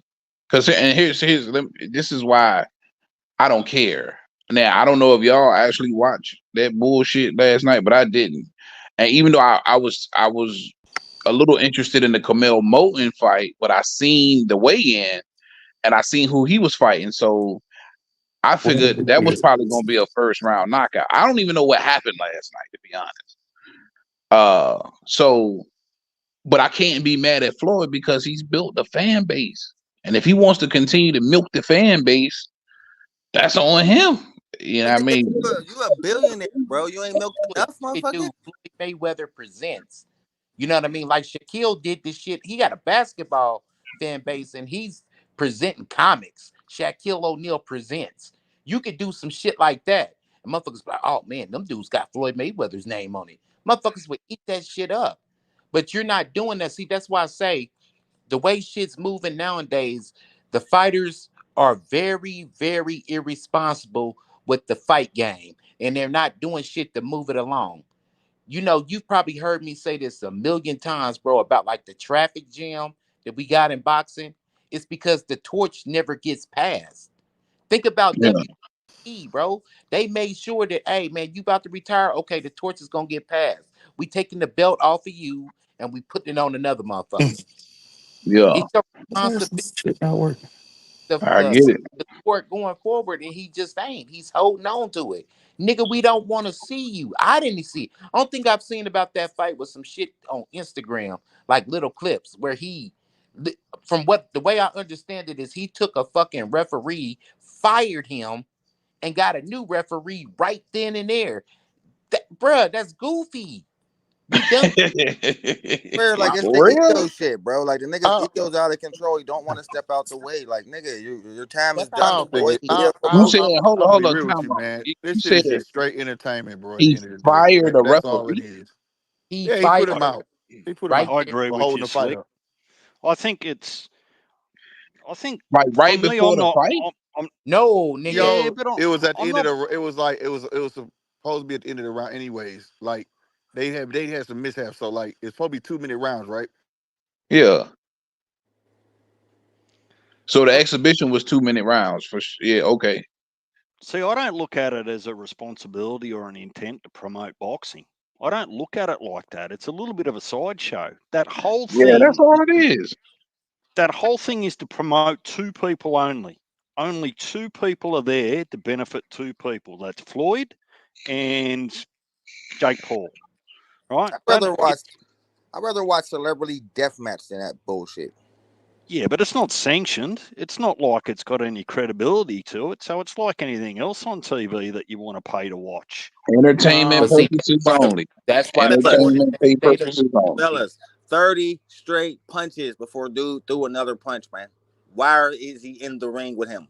Why? But see, but again, They all Floyd landed. Mayweather don't owe us nothing, bro. He doesn't have a What do we owe him, you rich motherfucker? Sit He your don't rich owe ass us nothing, down. but Let nobody. somebody None of else it's the get that sport. big to fight, nigga. y'all paid for that shit. I know ain't Hell nobody on this. no. Nah, he I ain't paid for giving Exactly. that Floyd shit. Mayweather no more of my fucking money. After Conor McGregor, you're not getting me no more, It- nigga. exactly. So that's what I'm saying. I don't understand what's the problem with the exhibition.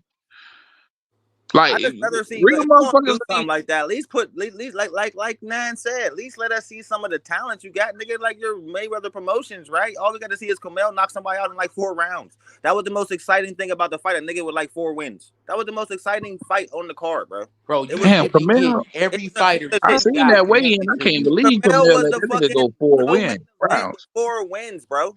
Shit was crazy. Bro, every fighter that Mayweather has connected to him, he should be throwing shows. Floyd Damn, Mayweather presents. Since your name is so relevant, nigga, won't he you don't own give his your other name fighters? though. Why don't you give your fighters shine? You got fighters signed up Again, under you. Give them Nah, shine.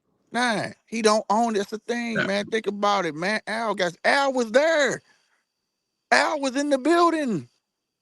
That Man, man still fuck working for all Al. that. That's what I'm Fuck all saying. that, man. And At on some top of that, time, if you bro, I watch it call with bullshit. all it Bro, is, I'm not saying it's not I call bullshit. What I'm saying, bullshit. we have a choice in the bullshit. That's all I'm saying. exactly. That's what I'm I saying call to it. bullshit. I call bullshit. And Fuck all Floyd that. don't owe nobody shit, bro. Floyd Yes, don't. you He don't. do. Yes, you do. Because we made you How? rich. Bro, we made you rich by But buying we not. Delaware Why and Floyd. We we bought can't Hatton pocket watch Floyd. that man? We can't Nigga, you pocket watch that man. man, Man, bro, hell we no, made fuck you that. rich. His name is Money May. I'm pocket watching the fuck out of you. What you need my money for, you billionaire ass nigga? Fuck out of But he here. didn't get none of Fuck y'all's that, nigga. money. You owe That's what the I'm. sport. You do. You owe the sport that made you rich. You owe that sport to keep it moving forward. You owe the sport. You know I what I'm don't know, saying? man. Man, But listen, does he bro, really as know? The fucked nigga up as I dedicated am, his life to the sport. bro, as fucked up as I am, I owe the sport because it gave me certain discipline And nigga, what you as doing a to pay man. it back? What you doing to pay it back? Oh, I'm doing some shit to pay it back because, nigga, hey, at one time I coached kids, bro. I got kids Oh, off the street. I brought okay. gangs to Kansas City, bro, and I got the same kids that I had gang banging. I got Yeah. them off the street, bro. Oh, I word. brought, nigga, this is on the dead homies, bro. Okay. I But you carry think kids the to the Floyd has ringside, done bro. I something carry similar kids to the too? Junior Olympics. I carry kids to the Silver Gloves. This is But big you think? facts, my dude. All right, man. I Real agree, and I shit. Get for back. sure. That's that man. That's what you pose for sure. But you think Floyd has done that as well? Man, listen. Bro, we don't want to see your big pedo-headed ass no more, blood. We want to see who the fuck you got up under you. Let these little niggas get some shine. Other than Carmel, who the fuck can we say? Nigga, you got a whole gym full of fighters. And we don't see nobody but Carmel and your big-headed ass. Blood, step No, out the way. You've done no, enough. Nine. You're He gave you Tank. confusing He gave you Tank. moral compass with money. Don't confuse those two for those, Bro, these people. this is not Because moral compass with money, bro. I'm saying Is my That's mic why working? the sport is suffering. The Yeah, sport Yeah, it I is hear is. you now. suffering, bro, because Damn, it was off the these whole time. fighters not moving aside. They Let me not. ask y'all a question. Real spit. I don't even know why this all about Floyd, because in a sense, I respect everybody's opinion up here for real on it, but because it's an exhibition, so it's everybody gonna have their views. But did everybody watch every person that fought on there? I ain't Did you Yeah, watch watched every none of I didn't that fight? even shit, watch bro. that shit. So that's what I'm I saying. Like watched every- there was prospects on there. They had Picasso on there. They had Carmel on there. The only two exhibitions on there was Victor. Picasso was on this card. We've lost you, Slick. Picasso was on this card. We lost your audio, Slick. Okay, there you go. I Oh, ain't I used to didn't know using this shit on Picasso the was on the phone. card. Picasso was on there. Camille did his Damn. thing. So, like in a sense, it may not have his head like a headline, but they're selling it. But there was some talent on that card. I will give him that. Hell yeah, And it was some Picasso was bullshit. on the Victor card. Ortiz looked at sloppy, but that was given he coming back or whatever. That's just to set up their exhibition. Everybody know that. But But let I'm me just ask you, saying, I respect everybody's view on it. I do 100%. But at the end of the day, I mean, it's no different than the Jake Paul fight. Like, I mean, but at least Jake Paul putting talent on his card. You know what I'm saying? And I will say this. This is the first time I watched the full thing or whatever the case may be. He had some talent on him, bro. did he Yeah, promote it? if Picasso was Know on they this gonna be card, man, Picasso, I didn't look at it for Floyd. You know what I'm saying? I knew that was all WWE. If you watch that whole fight, it was choreographed. Ain't no way what he pulled in that fight would have damn, happened in any regular fight. You know what I'm saying? bro, if Picasso was on this card, that might have been that should have been a highlight of the show. Damn. Picasso exactly? was on it. Picasso, he was Didn't the even promote it, he was the co-main event. He was the co-main. bro. But He was a coach. he Yeah, he didn't was even coach. on the Oh, card. word. He didn't even promote that kid. He That's ain't fucked promoting him at up. all. That's Well, it was fucked in up. it was Mexico, but you got to think too that this was for Mexico. Yeah, Picasso a Mexican, bro. Yeah, but promote it. Promote him. Yeah, y'all was fighting in You didn't Mexico. even know he was fighting, bro. Ain't that fucked up? Yeah, I ain't know he was. I swear I ain't Promote because if your I'd have known fighter. he was fighting, I ain't know he was fighting either. damn, I wish I could. Yeah, I wanted to see that fight. Who was he fighting? Slick, you're still in and out, I think. You keep coming in and then dropping back out. My bad. I'm not used to using StreamYard on the phone. I'm on my phone. Forgive me for that. But Yeah, Oh, you're right. yeah, me but too. it's not it wasn't even Floyd Card. They paid Floyd to do that in Mexico. It really was about Julio Cesar Chavez. That's who it was really about. That's who they were celebrating. It was really about him. You know what I'm saying?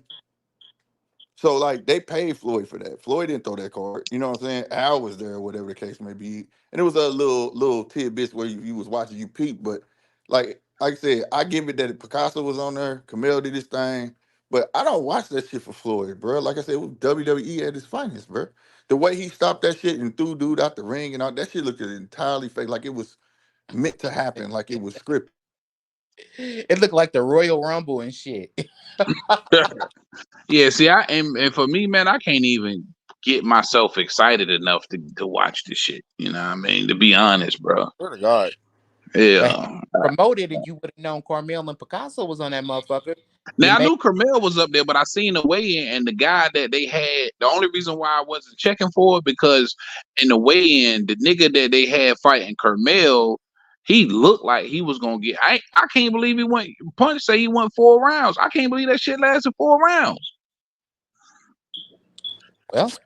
Cause the nigga that Carmel, the dude that I seen Carmel weigh in with, looked like a pure bum. Carmel lasted up 1 round, bro. That shit went up 4 rounds. That shit went 1 round. 56 One, seconds, it was 53 over 1 seconds. Camel round. first round knockout. It was 53 seconds. So Oh shit! punch. See, that's what I thought. That's what I See, thought. Shit happened. Man, I already I knew said it. not gonna last 4 rounds. I didn't say went 4 rounds. Didn't I? Yeah, he went Maybe 53 I did seconds. say went Oh for. yeah, you Yeah, said I the meant to shit say. went 4 Well, let rounds. me clarify, T.O. I meant to Nah, say he not is sharp. not But mean to Carmel, the not guy mean he was was gonna fighting, last no long. doubt was a But he would bum. have got But see, him out of there when I'm real watching fast. a kid like that, I just look how sharp he But getting and what he I mean, out of improving. all his opponents, only one took him the distance. All the rest was knockouts, right? Yeah, no, I could look at the weigh-in and tell. I ain't even gonna lie, Fifth. I could look at the weigh-in. I saw the weigh-in and I saw that nigga wasn't gonna last no damn. Bro, bro. I could look at the record and tell you he wasn't finna. The record He was wasn't gonna horrible. lose that. Nigga, he Exactly. 0-3. This is a kid that they trying to market and make big. They're not finna put him in there with no real Hey, 3 yet. Yeah, for They're sure. just not. They're just not. I just look at him to see how sharp he getting and the new things he improving on that they trying with him. You know what I'm saying? That nigga had And a dad bod. The nigga that Carmel Moten for had a dad bod. and Kermel salute to Moton Heavy, shorter bro. than That Tank, shit's diabolical, nigga. bruh. Motherfucking Camille shorter than Tank, bro. So Yeah. and dude was shorter than Camille. So yeah, exactly. And he was shorter, yeah. That's Yeah, why I said, man, that shit ain't going. All right, that's a waste of time. yeah. So you know what I'm saying. So they not gonna put him in nothing real until he about 10, 11. You know what I'm saying? Yeah, They yeah, ain't finna put hell him in yeah. nothing Still no. novice, man. He's still a Yeah, novice. yeah. Well, They not So finna. for me, that's again, and I didn't know Picasso was up there, so it just wasn't no attraction there for me to want to try and watch the shit. And even yeah, it if I But really did wasn't. watch it, I but was Picasso, but streaming that's the shit. another thing too. See, this is the thing. They pay. It's a Mexico card, so I'm pretty sure Picasso got promoted over there. Over You know what there, I'm yeah, saying? Over there, they not yeah, gonna promote him over here right now. They not want him to be no star in America right now. You know what I'm saying? yeah. They got So Julio not Cesar Chavez promoting the fuck out of him over there. You know what I'm saying? Yeah, you see, Him, Uh-huh. him touted to be yeah, the that's next shit. actually talking about Chavez. Bring up a pretty interesting point. He called out Floyd for an exhibition fight yesterday. Yeah, now How been old is rumored for like Chavez? four. That been rumored for like 3-4 months. How old is Chavez? Man, that dude like 80 years old, 70 Man, That they something nigga need at to years old, sit least his bro. old 60, ass bro. down before he That have a dude heart old as attack in the fuck. ring. And you don't So need to hold talk up. all the In fuck. '96, he fought Oscar De La Hoya. He was 35. So do the math. That's what, damn near 96, damn near 30 years ago. So that nigga over 60. Yeah. Nah, man. Old as Floyd hell said trying to Floyd get in was the like he ring. a Like, legend stop to him. fucking He'll never shit. do that shit. He was like, I'm not even gonna play fight with you, bro. You Yeah, too like, come old. on, man. Too old, bro. But on everything, if you go watch the Floyd shit, dog, that shit was scripted, bro. He hit dude behind the head, and it was behind the head. Just like Dude all started them fucking complaining. fights, He man. pushed the ref, told him move out the way. The ref started. You can't pay me to watch that shit, nigga. I'm not watching it. I'm Nah, not. that so shit. I'm, punch to answer your question a little bit more clearly from I don't think it's ruining boxing because I look at it as Damn, phone getting on my nerve. Go ahead, I my bad. look at more it's an addition to what we're getting rather than a replacement for what we should be getting, if that makes sense. It's I'm just finna go another upstairs, y'all. I'm gonna drop out. I'm gonna come back in. all right. Okay. All right. look, I don't give it too much thought.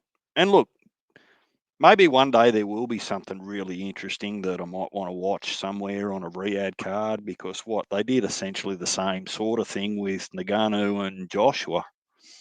That was a little bit more interesting. Yeah. And that was a goddamn like he knocked his ass back to MMA. See how that worked out. Yeah. And it's Well, that, interesting too because you bringing in the MMA crowd as well. And it's always like, what's better, MMA or boxing? So you're going to have some boxing motherfuckers that's interested too. So it's a crazy dynamic, but it works. Which brings me But, to the next part of the show. Hold on. Ayo, Teppy, you made a video about this. Thanks for all your opinions on that topic too. That was all good shit, man. absolutely, brother. what one was that? Canelo is trying to snake Benavidez' shot at Bivol. Diabolical. Rumor or fact? Ayo, Rumor or fact? Canelo's a joke. No. Tio, I'll let you explain. Go for it, brother. Well, Canelo just recently did an interview. Shout out to the Pound for Pound podcast. And he said after the Berlanga fight that he could potentially entertain Bivol if he beats Atabetabayev. And, it doesn't take a mastermind to figure out, like, hey, Benavidez got dibs on that fight. He went up to 75. He beat Bostic to become the WBC mandatory. It's no secret that he's waiting on the winner of Beterbiev and Bivol. And if it just so happens to be Bivol, then here comes fucking Canelo trying to revisit a rematch that he could have been done. it's just a fucked up time, and if you don't, looking at it like, damn, after this Berlanga fight, he could potentially be trying to steal a fight from Benavidez. You don't want to fight the man, and then you want to take his food at 75. How else can you really look at it? Well, I look at it as, because they put Turkey put the UFC on the same date that Canelo did. I don't think it's about Canelo getting one up on Benavidez. I think it'll be about Canelo just showing that Turkey, you just can't run your own song and dance without some consequences. Otherwise, I'll pinch your next high-paying fight. So I actually don't think it's about Benavidez. I think it's probably about Canelo just, giving a bit of a wink to Turkey Al-Sheikh and just saying, just watch how you move, pal, because two can play at this game. But what does that have to do with Turkey? So if Bivol beats Beterbiev, which is on the, there's no date set for the next one. They would have to agree to a fight and then set a date. Sorry, run that back. I'm trying to figure out the connection you're making about Canelo maybe getting one over on the Turk, because the Turk has nothing to do with David Benavidez. Yeah, he does, because he's already made comment, as far as my memory serves me correctly, and I'm happy to be correctly. I'm pretty sure that Turkey's thrown Benavidez's name in there for the winner of Bivol Beterbiev. That's the way we were all talking about it 4 weeks ago. I don't know. But I do know, he had nothing to do with Benavidez and Vazdik, and that wasn't no secret that he only went up to 75 to fight Vazdik to become the mandatory for Bivol Beterbiev. So I don't know. I feel like Turk or not, that fight was up next for Benavidez. I don't even think Bivol will get past Benavidez. The more I'm just looking at it, I don't even think Bivol will beat him. Try to tell you. No! I got Stay your Bivol. ass on the other side. I think it's called me crazy. I think Bivol pitching a shutout. Hold up. Rewind. Bivol pitching a shutout, bro. You called me crazy too, nigga. I was on the island like fuck that day. No. Some Hold crazy up. nigga from the top came up too. Everybody was dissing me. I wasn't, bro. On the island by yourself. Everybody was like, yeah, right, nigga. I'm like, what? Hold on. Who, me? Everybody said no. I've been going with Bivol. I've been going with Bivol from the beginning, bro. Okay, y'all niggas yeah. That's what we saying. Nine took Bivol too. All y'all took Bivol except for me and Punch. All y'all niggas. I took Bivol. I know. I'm sticking. I got Bivol. Y'all took Bivol, nigga. I said, nigga. I said Bivol gonna win on the cards. I said, and if Beterbiev gonna win, it's gonna be by knockout. That's what I said. But I'm going with Bivol. Bivol gonna pitch a shutout. Mark my words. And I'm undecided. Never. And hold on, wait. And I also said that if Bivol gets hit with one of them right hand.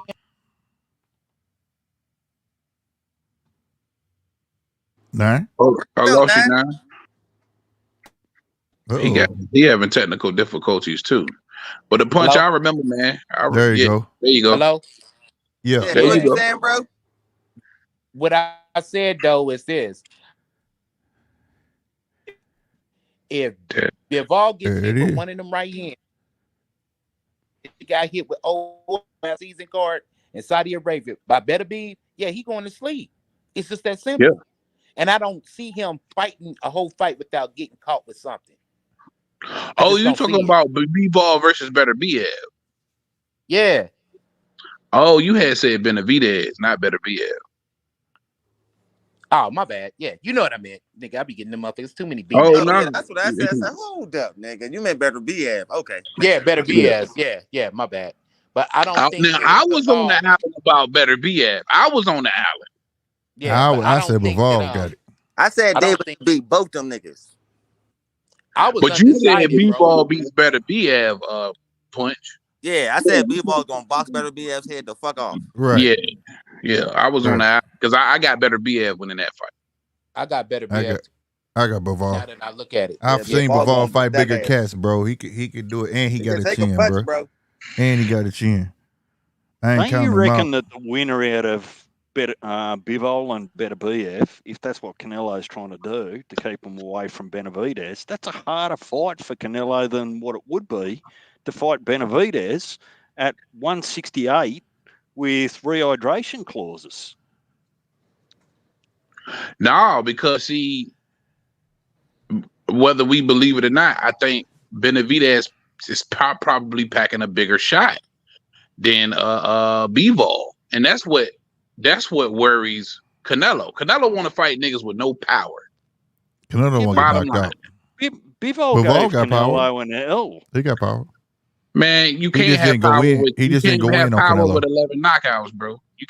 You don't got power I with got like 11 11 knockouts, bro. He's a You don't boxer. have I'm power. saying He that's might not knock you necessarily out, true, but bro. power, He can knock you I out. think Canelo He can is knock scared you of out. Benavidez's motor, bro. I think that in every Canelo fights, I say around about 6 or 7, he always fades for a little bit. Right. He gets that second win, but I think it's the motor. It ain't really the punching power. I think it's the motor. It's Because the he's gonna motor. come at him relentless. You know yeah, what I'm that's what saying? Bivol That's what did. I think. Bivol never stopped. He was relentless on his ass. That's what it was. That was Yeah, exactly what it yeah, was. and Bivol a different fighter compared to Benavidez. Bivol is a boxer first. If the I don't knockout think he there, knew Bivol. if the knockout there, he Bivol could could box finish like your that. ass for sure. He can get you ass out of there. But he's just a boxer first. But that's what He's I'm a saying. different He type of hasn't fighter. proven to be that though. You Bivol know, just hasn't been proven to be that. Mhm. Because Be if what? so, nigga, you'll have more than 11 knockouts. No, you're not hearing what I'm saying, man. He's a boxer first. He's not a puncher first. If he gets you in trouble, he can finish you though. That's what I'm saying. He could knock you out. He don't Yeah, that's go what in I'm there and saying. knock But you out. there's There's a no difference. how likely is he to get you in trouble is is what I'm saying. If he It's not pushed forward, likely to he's get done you it in trouble. before. If he pushed forward, he just didn't take that chance with Yeah, Canelo. he's ass. done it 11 times. That's Yeah. it. Hey, He's but done let it me ask 11 you times. another question though. This is like one of my deciding factors because I was just looking at tape on both of them the other day. Is he going to be able to hit Beterbiev or whatever hard enough to get his respect? No. You see what I'm saying? I think he will. No. Because he's I think he'll land. He physical. could I land think with a the flesh. couple of them He's stiff Because- guys will get his attention. He's really Because- a motherfucking cruiserweight, to be honest, nigga. Yeah. Facts. Real shit. So is he gonna be able to hit this big ass man hard enough to keep him off of him? I No. think, You know what I'm saying? I think he gonna have enough. I think he do. He ain't no pillar puncher for sure. Yeah, he kept that big ass He's like- Gilberto Ramirez motherfucker. For real. And he had Gilberto and he had and I ain't trying to compare this cat what's the old boy, the blue collar worker motherfucker. What's his name? Joe Smith. Joe Smith packed a punch too, and he was tagging fucking Bivol until Bivol he wobbled Bivol, remember?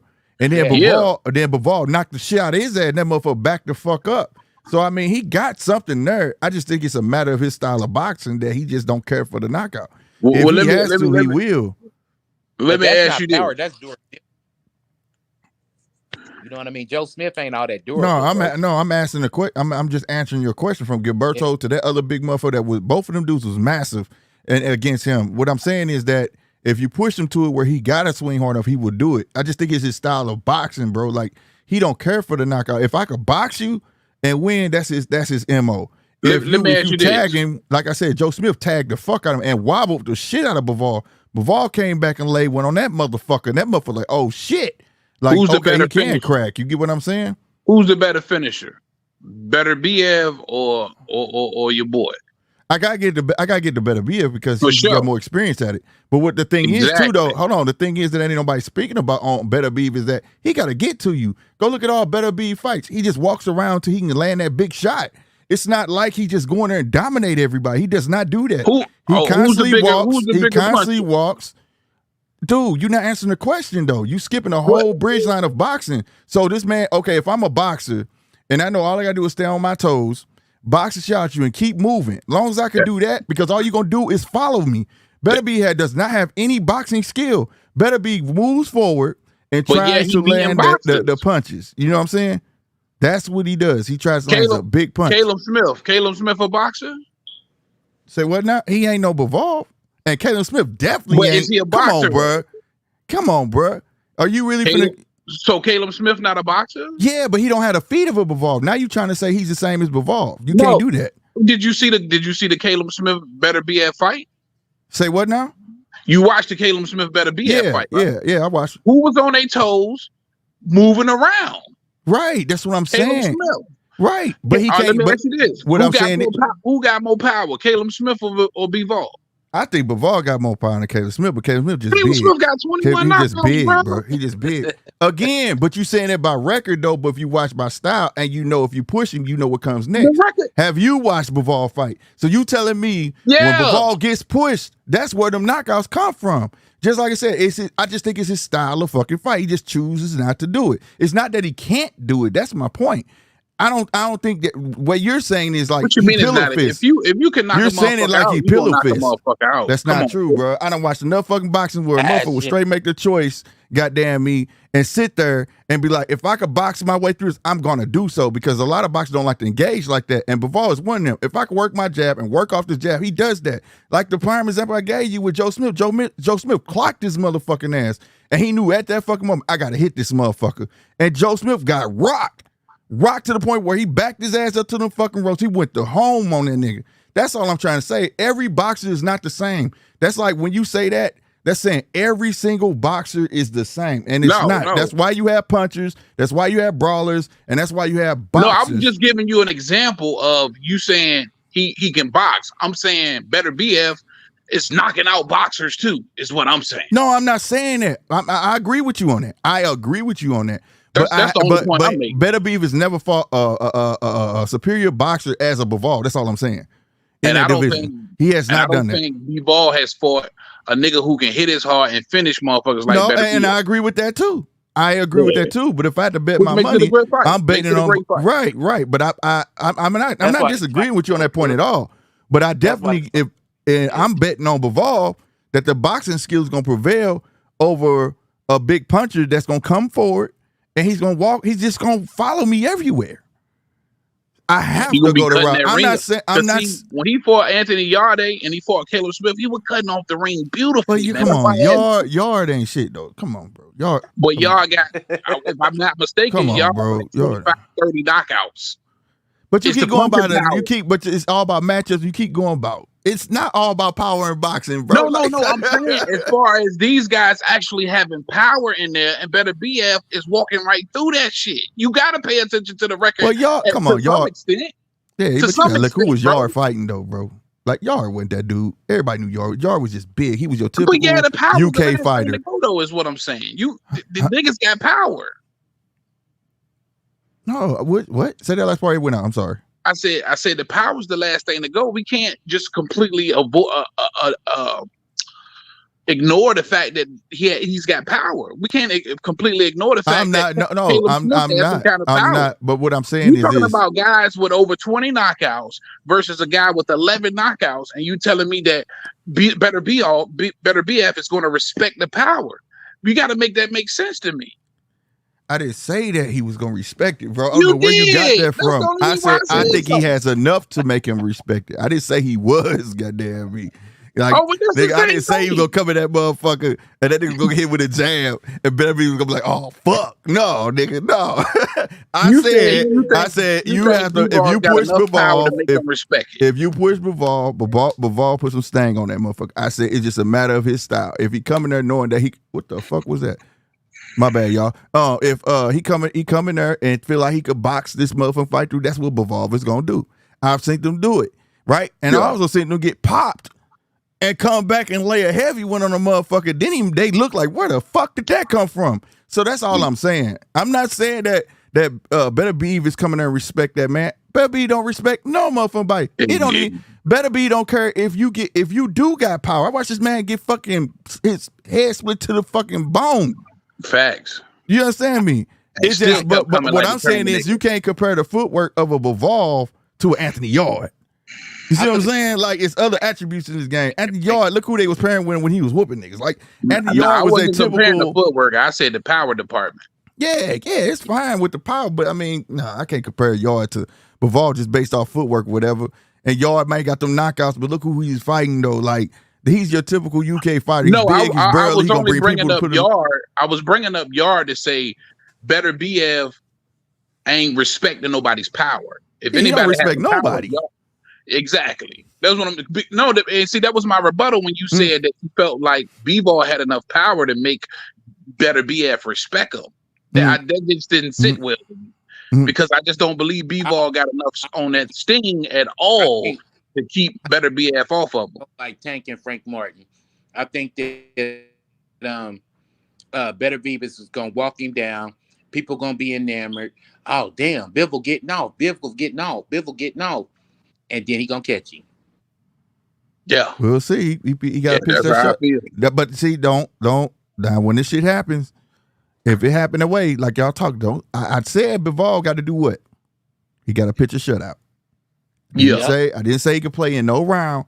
I said it better be wins. It's gonna be by knockout. If Bivol wins, he has to pitch a shutout. He has to. The fact that the last fight when he was in Riyadh season, the replacement guy, he was just touching him with so many right hands. He was touching Bivol to the point that Turkey even got in the ring, was like, yeah, you coming back. And I feel like if he takes them type of punches, remember, he was already in camp for Better Be.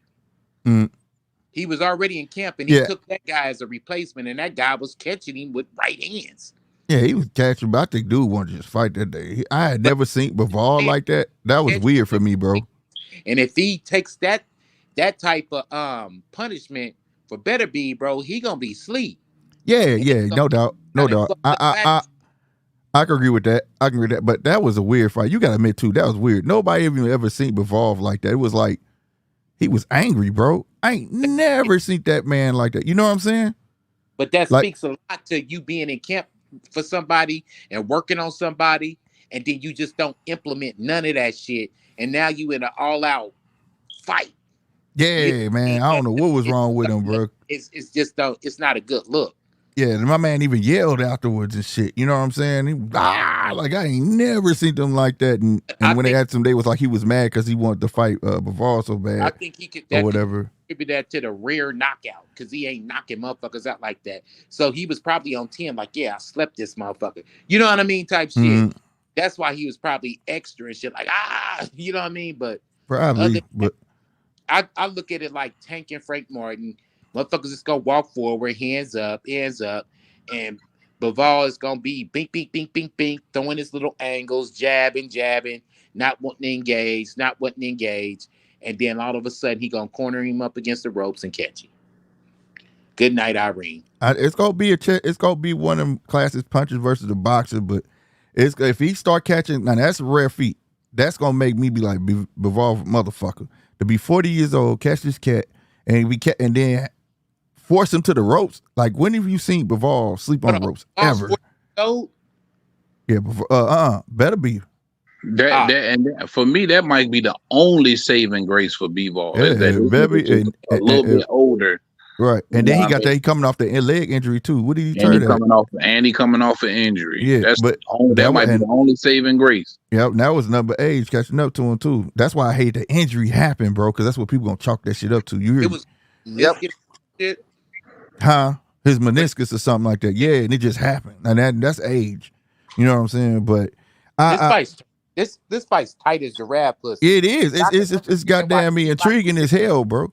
Because like the scenario you gave, like I've never seen Bivol pinned on the ropes ever. You know what I'm saying? So like if he do some shit like that, I'm like, oh my God. I would be like, what the fuck going on? This is a big man who's physically strong. So he's got the physical strength to do it. Yeah. Bivol taller. He has a strong brute strength, and Bivol is a tall, rangy boxer. Yep. And on some Hagler Hearns type. You know what I'm saying? Type shit. If he tries to turn him and turn off the ropes where he can hook him and boom, knock him right, like an old George Foreman tactic. You know, because I've seen him do that too, where he just kind of got a motherfucker, push him to where he want him to be. Oh, he definitely does that shit, bro. And he good at framing your ass up. There's certain things I love about one thing, his pins and his frames. Once he get close to you and shit, niggas be thinking like, oh, he shot the jab, but nobody ever knows that jab sticks wherever it's at. And he holds your shoulder right there. He just line your ass up. Yeah. Bang! You know what I'm saying? Like, his pins and frames is like, it's up there, bro. The niggas are master of this craft. It's up there, but to answer the question, Punch, I'm sorry we got all the way off, man. Yeah, I think it's foul. And when you really look at it in the way that I explained it, he could very well be still in this fight, because if you B-Vol, unless you just straight standing on principle, like, yo, David was next, that's who I want to fight next, I already beat you type shit, B-Vol gonna entertain that rematch with Canelo. He gonna entertain that. That's, you know, He that's wanted another it, though. huge payday. Hell yeah. He That, wanted it though. Canelo didn't want it. Remember, he said, Well, no, Hold Canelo on. wanted it Canelo back wanted in it. 75. yeah, and that's what it was. Canelo wanted it 75. He said, no, I won this time. I gave you a side on the other. Now it's my time. I want to come to 168 because there's nothing Yeah. for me to gain. I want to come to 168, beat you, and take your belts. Exactly. And Canelo was like, fuck that. No. So unless they can't come to some kind of agreement, he'll probably fight Benavidez. But if them motherfuckers can come to an agreement, Canelo can steal that fight. Man, I want to know why Canelo wouldn't take that shit at 168. Still, Nigga, you about to drain the fuck out this nigga? Man, shit. But see, Canelo saw something in there and was like, I don't know, bruh. I don't know. that But was a good one. But Canelo, Go ahead, Canelo ain't, it ain't no secret that Canelo ain't never like fighting boxers anyways, though. You know what I'm saying? Yeah. He's hated it. Mm-hmm. He feel like he got to chase a motherfucker around. Yeah, he don't like His this. only 2 losses come to boxers. Mm-hmm. So it's just dangerous. You know what I mean? He know what he's capable of doing, and he know he ain't got the best footwork. He know he not the best at cutting off the ring and creating those angles to engage those boxers. So got to be careful. Mm-hmm. But yeah, in my opinion, man, yeah, you could look at it as him still in the fight for sure. Hell yeah. Oh shit, my bad. Hell yeah. That was funny as hell. My bad. I was trying to reach for my phone and hit the button. I guess the question would become then for the fans is, would you rather see the rematch or Bivol Benavidez if Bivol wins, which I just don't see. I'm gonna tell you right now, it's gonna shit over Benavidez because right now, if that happened, people gonna see Canelo Alvarez avenge his loss against Bivol. The Mexican fan base, at least. Yeah, for sure. Them motherfuckers gonna fall right in line. Yep. And it's nothing like your hero being able to avenge his loss. Right. And that's what I don't understand, which makes Canelo different than a lot of niggas for me. Because when you really go back and you look at the Floyd Mayweathers and, you know, the niggas who took L's, they went right back at them niggas. Right. You know what I'm saying? And if it wasn't the next fight, it was the fight after.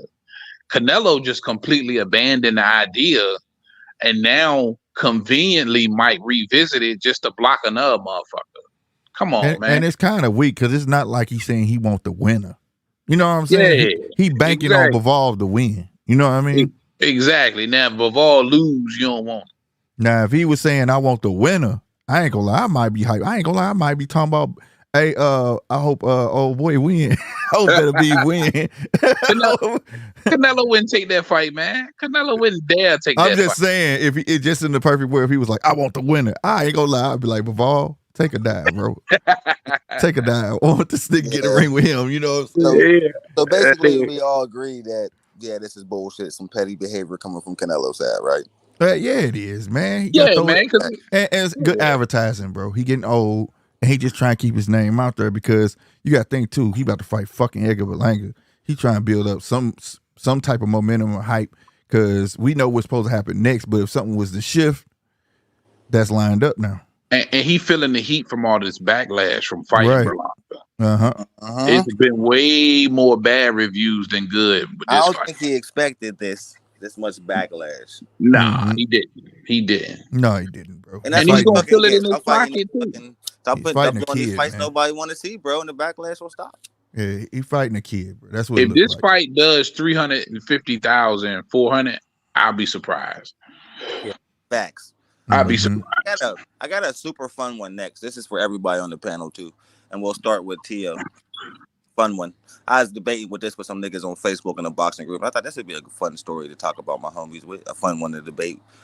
Who had the better overall career, Manny Pacquiao or Terrence Crawford? I'll go last. I'll let you go, Tia.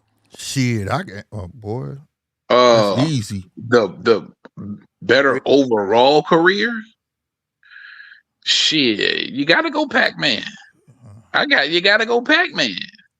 Pac-Man, and not to say Bud isn't a legend in his own right, but Pac-Man is a super fucking legend.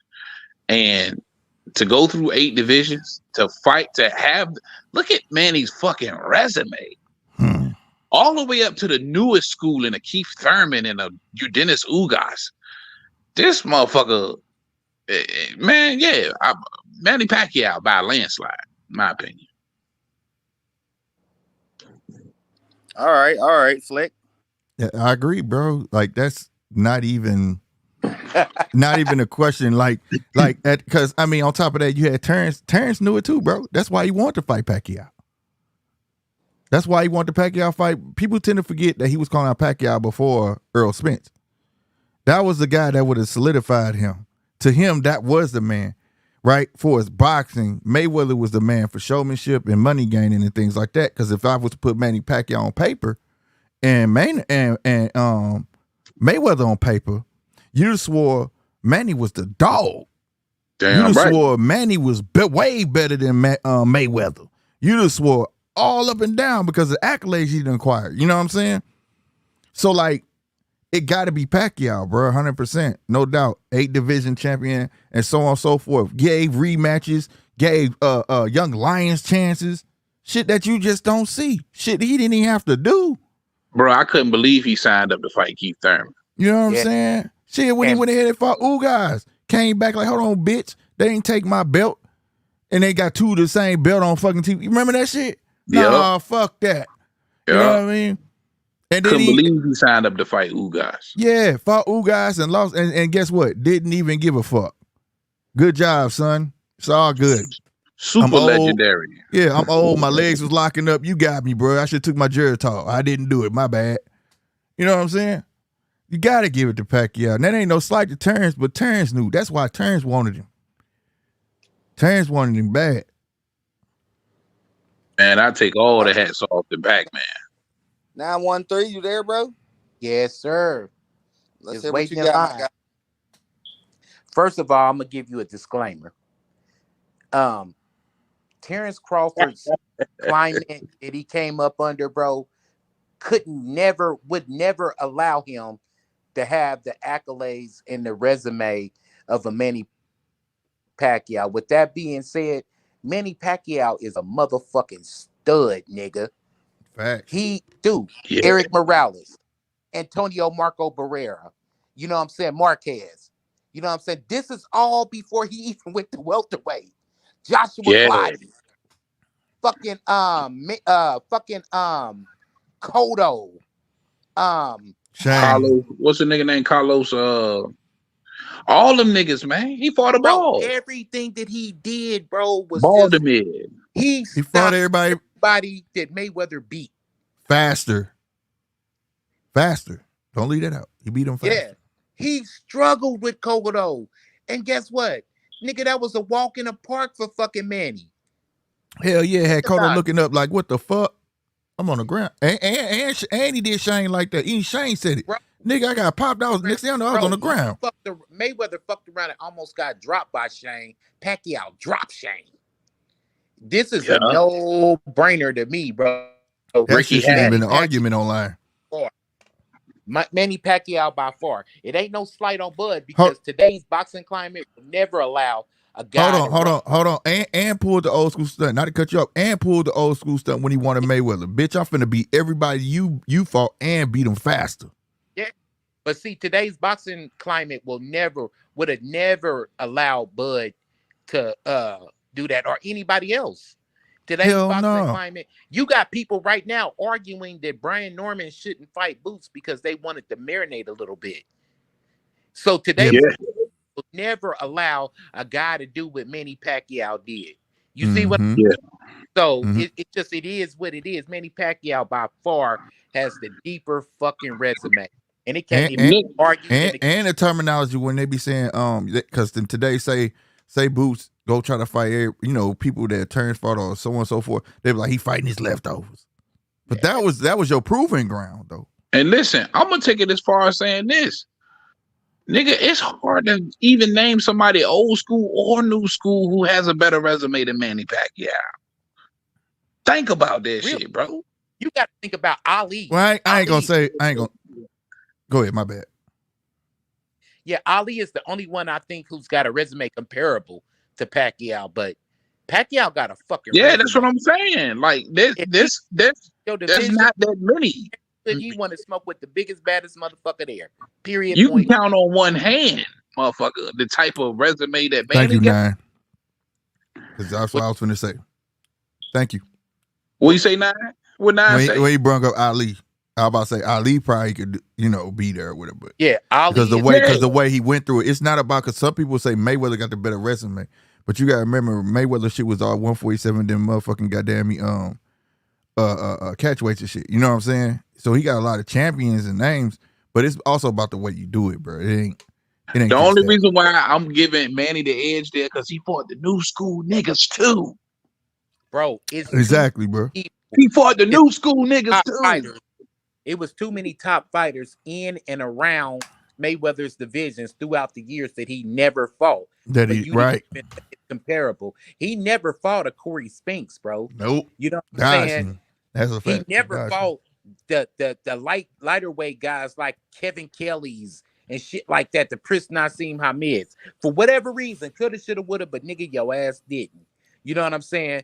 Bro, you never fucked up with a... And you know what's crazy? He called them niggas out. The Corey Spinks, the Prince Nassim Hamed, he called them niggas out.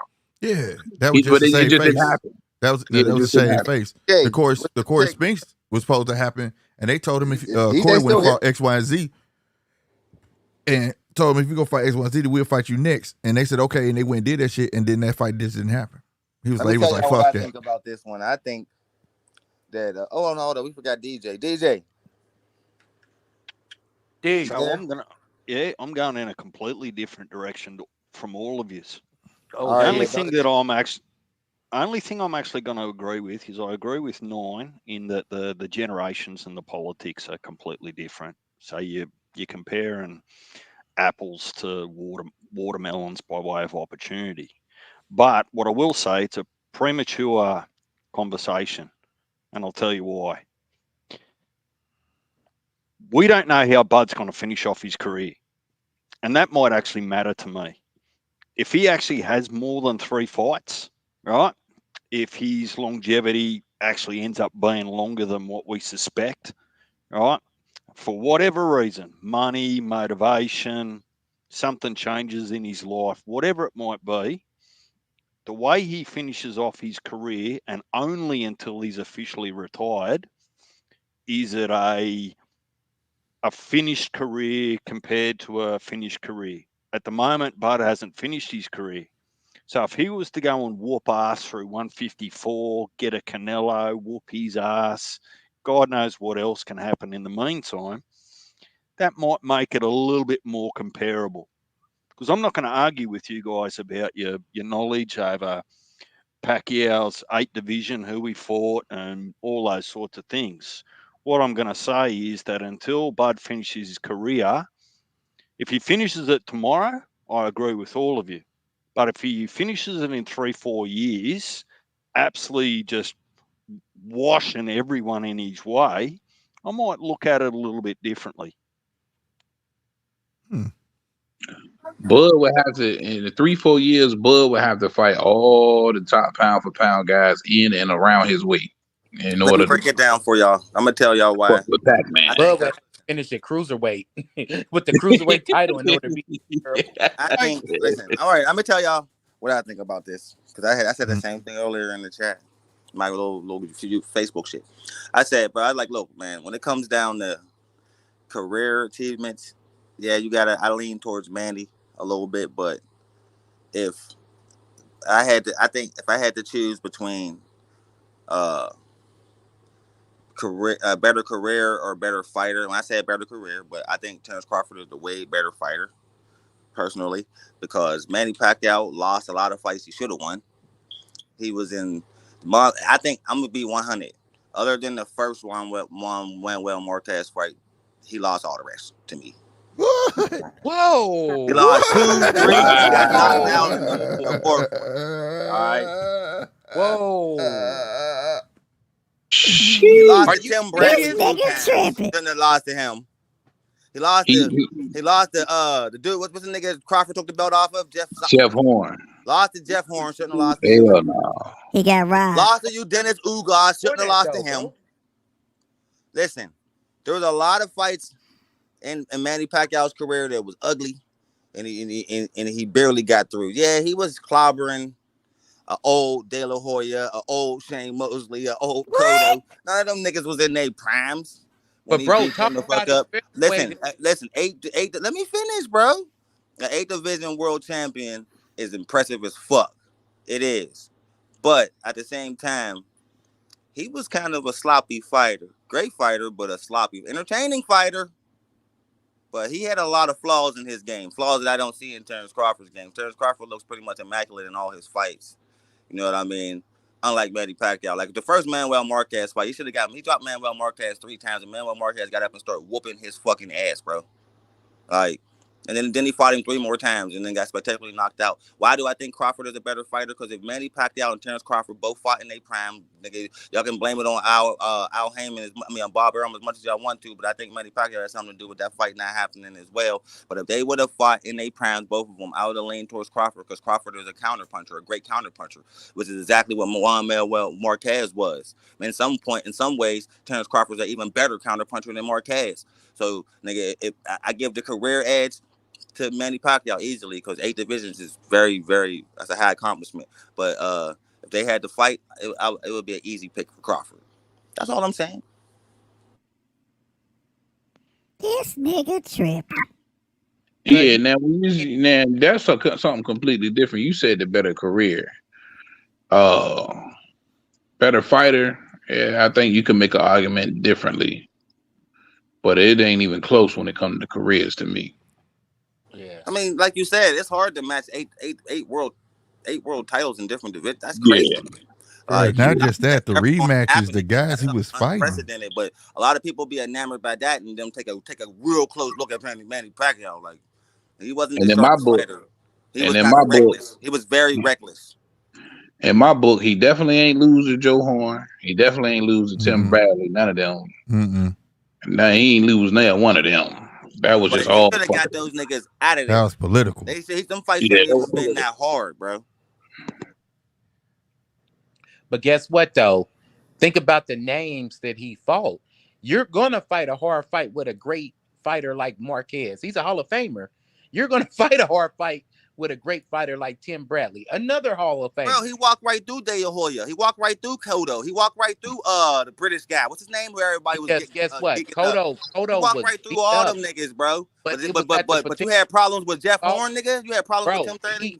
Bro, it was. And to be fair, Jeff Horn was big too, though. Like Jeff Horn was fighting in a way he should not been in. They let him blow up. Same way they did Terrence. They tried to serve Terrence up to do him the same way. Terrence beat the shit out of Jeff Horn. He ain't stand a chance against him. And he was huge, though. My point that he was huge in that fight, too. Jeff Horn looked like a light heavyweight, bro. Yeah. You know what I'm saying? Look what he did to Clottey, bro. We ain't seen Clottey ass since. You know what I mean? Went right back to Ghana. All right, listen, I agree with y'all all when I say that he had the better career. All right, so let's move away from that one. We all agree that it's Pacquiao. Better fighter. Y'all think if them two niggas fight, Manny would have won? Shit. Now, Manny that's would the one. Lightweight. Honestly. The one at welterweight. It's just one of them things. He would have won at lightweight. I don't know. Middleweight. Yeah. I mean, welterweight. And I don't mean the washed up Manny. I mean they primes. Lightweight Manny would have beat lightweight Terrence. Yeah. Welterweight Terrence would beat welterweight Manny. Yeah. That's the way I feel. Welterweight Manny was the one that was crushing everybody. No, lightweight, man, that motherfucker was bound. That motherfucker was more agile. He was more. He was agile. Welterweight. When he got the welterweight, that's when the big names start coming. His feet. All them. Yeah, but his feet was a lot better then too. I'm just saying, I agree with it. It'd be more logical to pick Manny at lightweight because he was more agile, bouncing, moving every fucking where. When he was at welterweight, he bounced a little bit, but it was more so upper body movement. You get what I'm saying? Irky jerkiness more than really his feet bouncing around like he was. You know what I mean? So just giving that opportunity to be at 147 fighting Manny Pacquiao and he's not moving as much as he used to, and you just got to deal with Irky jerkiness, I think Terrence will have more of a chance of beating a Pacquiao at that weight, if that makes sense. It's the same crop, the same Manny Pacquiao that fought Keith Thurman, would have got stopped by Bud. However, though, the same Bud that fought Gamboa would have ended up getting stopped by Pacquiao. I You can feel what agree I'm with that. saying? I agree. Yeah, he just was young, wasn't ready. But by the time he went to 147, around about the time that Pacquiao was fighting Keith Thurman and he was really on the decline, we started really seeing it with Jeff Horn. You know what I'm saying? Because he had took some time off. You know what I'm saying? Motherfucker was in the Senate, the Congress. He was in office. You know what I'm saying? That's when you start to see a little bit of a decline in Manny Pacquiao or whatever. And, you know, by the time he got to Keith Thurman, yes, he beat him, he dropped him, he looked spectacular, but he kind of faded at the end of that fight. And I think that's when Bud would have came on, because Bud is a late starter, and Bud would have got him out of there. Pacquiao was 40, man, when he fought Keith, man. Yeah, that Pacquiao would have got stopped by Bud, but the Bud that fought Gamboa would have got stopped by Pacquiao. You feel what I'm saying? If you saying that's why lightweight Bud loses to Pacquiao, but welterweight Bud beats Pacquiao. But they both have to stop each other and not just beat each other. Like lightweight Bud gets knocked the fuck out by Pacquiao. Period. I could see that. I could see that. I gotta agree. Pacquiao gets knocked the fuck out by Bud. And I fuck with Bud, but that lightweight Bud might get damaged. Yeah. Yeah, I agree. Yeah. I can't even front. Yeah. I can't even allow the little biasness I do have for Bud go stretch that far. Yeah. That nigga might get damaged, the lightweight Pacquiao. Think about the night that he rematched Eric Morales. Eric Morales beat him. Yes. And then when he rematched Eric Morales, that Manny Pacquiao does not lose the Bud, lightweight Bud. Lightweight Bud is in trouble. You know what I'm saying? Great lightweight boss. Trouble. Yeah. But Pacquiao fighting like Amir Khan Bud when he was working angles on motherfucking Amir Khan and faster than Amir Khan. I was like, what the fuck just happened? Yeah. That he knocks out welterweight Pacquiao. You know, that little hit step or whatever, you know, that Bud would have split right through that shit, and it probably would have looked something like the way Marquez knocked him out with the right hand. Bud probably would have did it with a right hook. Soon as he came in, checked him. Boom. I would have been asleep. I agree now. I guess, hey man, it's hard not to agree with these little assessments for sure. Great questions tonight too. Hey, can I ask you a question? I know it's not my show, but will you allow me to ask the question, Punch? And it's gonna be a raw question too. Okay, brother, the floor is yours. Go for it. Man, right now, today, who is the most annoying motherfucker in boxing to y'all right now? For me, hands down, it's Pop Schofield. Bro, if you don't sit your motherfucking ass down.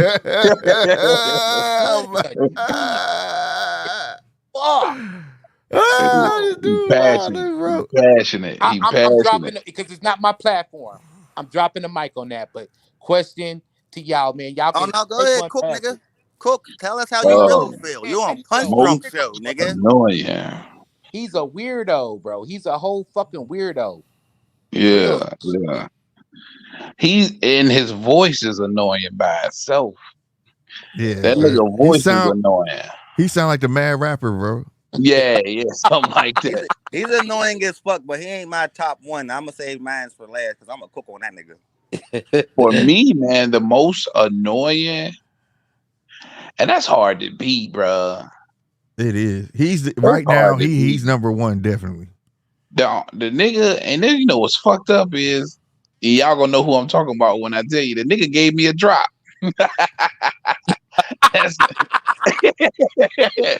The most annoying nigga in boxing to me is fucking Blair Koch. For real?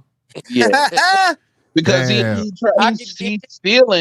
stealing Ric Flair's whole shit. Like, nigga, we've seen this shit before. You not Flair, this is not wrestling, bro. Woo, nigga.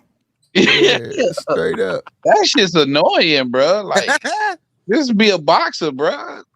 You know, and stop stealing the nigga's whole. You taking this nigga's whole gimmick. Hey man, you better shut the fuck up before this nigga come power drive your ass through a steel. Yeah, oh, nah. Really? Put that nigga in the full Nelson. You like, oh, Yeah. that Yes. the leg lock. Yeah. What the fuck The is figure that? four. The figure four. You be tapping out. And shit. Right. Let me go. Let me go. You be like, Yeah, damn, when I think of everybody annoying, fucking that born- shit's annoying. Like Nah, this you Do is they ain't- have to boxing, be bro. do they have to be an active boxer or just No, it could be in- a boxer, it could be a manager, it could be a Anybody, yeah, promoter, anybody dealing with boxing. trainer, whoever it Alright. is, go for it. I'm going to give you two. For me, Okay. the most annoying boxer is Michael Zarafa. For me, right? Uh-huh. What does the Rafa do to you, man? Oh, don't you fucking get me started there.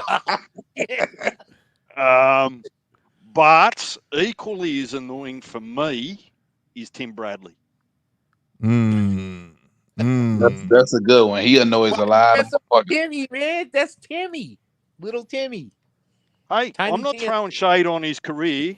You didn't ask me the worst or the best boxer or person in boxing. You asked me who was the most annoying. I know I'm Right. fucking giving you shit, man. You know what I'm saying? Little Timmy. Timmy do be having his moments, bro. You got Yeah, he Tim, do. but then when he get annoying, bro, he turn into Timmy, bro. Like Shut the fuck up, Timmy.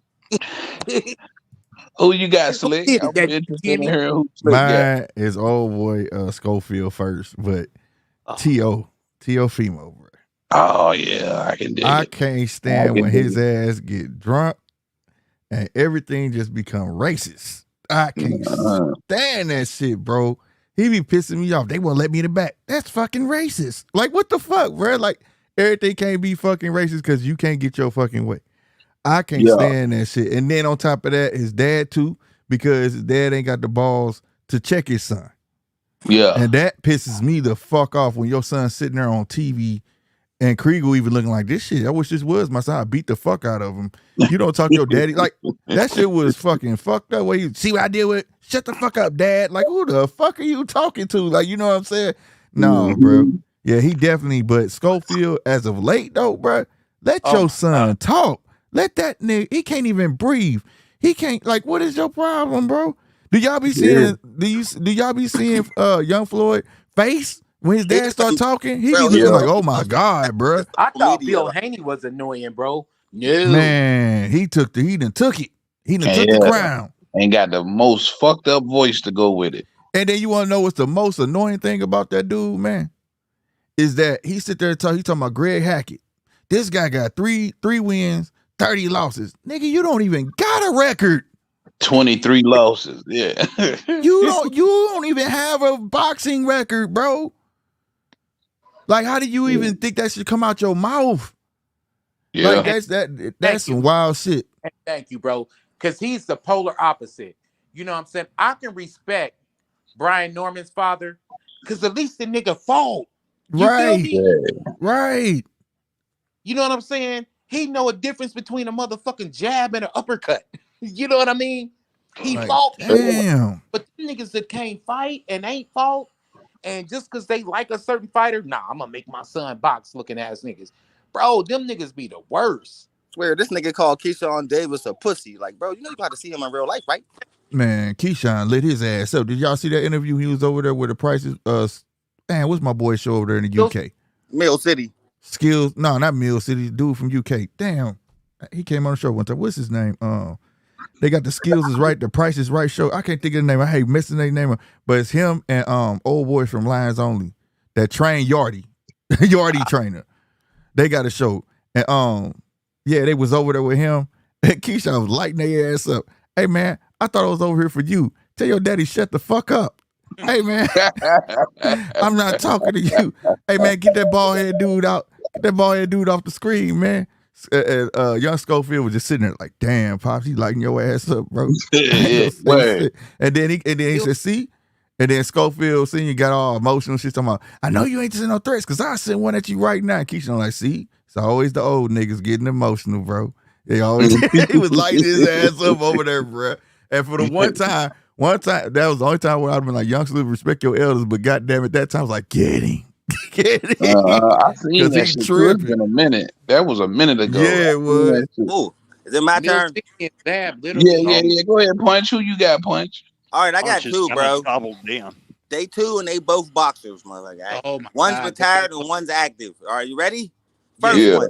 That little annoying voice, rat face, big nose, fucking rat looking motherfucker, Paul Malignaggi. Oh, damn. Can't stand that Damn. loud, annoying voice, motherfucker. Always talking shit on black fighters, nigga. Fuck you, you fucking annoying little prick. Can't stand him. As soon as he talk, I immediately get pissed off, man. Ain't Never heard like that word. I No. revel in watching him get his ass whooped in the ring. Fucking bum scrub. Washed up Pillow ass. Fist. That's the original Pillow Talking Fist. on everybody. That's all he do. He's OG. the white supremacist version of Tim Bradley. Fuck him, nigga. And you know who the second one is? George non-ferocious bumbosis. Talking all this shit, nigga, like you a contender, nigga. You getting your ass will fight after a fucking fight, you fucking journeyman, nigga. Got a lucky ass win. And you out here talking about, nigga, look at what I accomplished in boxing. What you accomplished in boxing, nigga, being fake undisputed, you fucking no fighting bum ass, getting walked down, punched all over the ring. This is from Sparta. Where was your Greek fucking power when you fought Lomachenko, motherfucker? I ain't seen no Spartan pride that day, you motherfucking bum. Sit your ass down under that hot ass sun in Australia and retire, you bum. You don't get no credit because you got a black white nigga, because he a black ass white supremacist. We hate them worse than white supremacists. So fuck off and retire because you ain't never gonna win again. You fucking bum. Oh my Yeah. God. Why you do me like that, Wait. Punch? What happened to all that Greek power? I wasn't trying to fit nobody, Punch, man. Come on, man. Punch, I'm not actually sure how you feel about it all. God damn, boy. Oh, wow, bro. He said, what? Yo. That boy said, your ass was Sparta. Where the fuck was your Greek power at? I would beat your ass. Fuck that. Turned up tonight. Oh, shit. That boy stupid, bro. Oh, Hey, hold so on, y'all. Hold up. to Mark in Hold the up. chat, bro. Who's your most annoying person in boxing right now? Type it, bro, or come up, man. Ooh. Oh, Mark, I Oh, gotta my God. Oh got- man, I gotta put this honorable mention in here too, because This I is only gave one. Sparta. Look at that. I only gave one, but it's one more for sure, and it's my nigga. I hate to say it, but it's my nigga. Y'all, I know y'all fans of him as well. Mhm. But I gotta go with Floyd, man, because this nigga say the same shit every time. Floyd annoys the shit out of me because he turns every conversation looking at into himself, and he says the same shit over and over again, man. That shit Hell of a is fighter. Hell of a fighter. Hell of a He's fighter. a hell of a fighter. I made smart investments. I kept all my faculties. Who beat more champions than me? Who beat more world champions? Say the same. It's all the talking points right there, bro. engine, nigga. That's fucked up. That shit is annoying. For sure. Yeah, bro. Yeah, Damn. that was a good honorable mention, bro. My nigga, Yeah. I can't even follow that nigga. You flamed the fuck out of that nigga, bro. Like, blood didn't. Hey, he got flamed. Hey, he God. did me in with the. He said, "Yo, Spartan." Where the fuck was your Greek power when you fell over, bro? Yeah, this is Sparta. What was that Spartan shit? That He nigga put flamed himself in out. that box talking all that shit, want to keep calling Debbie Handy poor. Hey man, if we was on the bus, The boy don't know. That boy cooked your ass, nigga, twice. if we was on the bus in elementary school, y'all have been fighting after that line, bro. Y'all Hell been fighting on the bus. yeah. Been He fighting. got at you. I don't understand Cambosis though, bro, because why He need a would you fight. try and pick a fight with Shakur? It's like it's like his goal is to lose to all of the best fight. It's like He just trying to get that money, I'm not bro. gonna be satisfied till I lose to all the best guys. He trying to get that money, Facts, bro. man. Trying to get money fights, talking his way in the fights just to get his ass whooped. Shakur a paycheck now, so he looking Rolly at like Romero I can fight behavior. Shakur and get that Hey, turkey do money y'all now. remember that skit on in Living Color? Jamie Foxx, he played like the boxer, and he dude was like, "Yeah, Sugar Ray Leonard, Mike Tyson, Muhammad Ali. What all did they have in common? Oh, they basically whooped my ass. They all whooped my ass. That's it. Y'all He had remember a Jerry curl. He was a boxer with the Jerry curl and shit. Yeah, Right. They basically all Yeah. whooped- Hell no, yeah. bro. I remember that shit. They all fucked him up. That's Cambosis Yeah, though, man. I'm like, you throwing rocks at Shakur, man. That's just another ass whooping. Shakur Where can't you fight got you. You Devin just Haney can't was hard to knock that catch, loss. motherfucker. What's wrong with you? Get you a win and then talk shit. You can't try to fight a motherfucker coming off a knockout loss. Right. Yeah. That's Right. cool. And I ain't even gonna front though. I was actually happy for Cambosis when he beat Teofimo Lopez, and I really thought it was something there. But now, when I really look at it, I believe Teofimo Lopez when he said he was sick. Yeah. Facts. I believe it now. Bro, that Yeah. fight was too close, and so he was damn near dying, and you still barely won, nigga. And you think Yeah. the fuck I out But like of see, here? at the time, I thought because it I was think just an sometimes excuse. motherfuckers got to upset the apple cart. I be so sick sometimes of shit. Okay, he fought him. He was supposed to win. He fought him. He's supposed to win. Sometimes I like a little spice thrown into my shit. Not too much spice, but throw some spice in my shit. You know, upset the apple cart. Like, fuck, he knocked dude out. You know what I mean? Like the underdog story. That's, you know what I'm saying? Kind of upset the apple cart.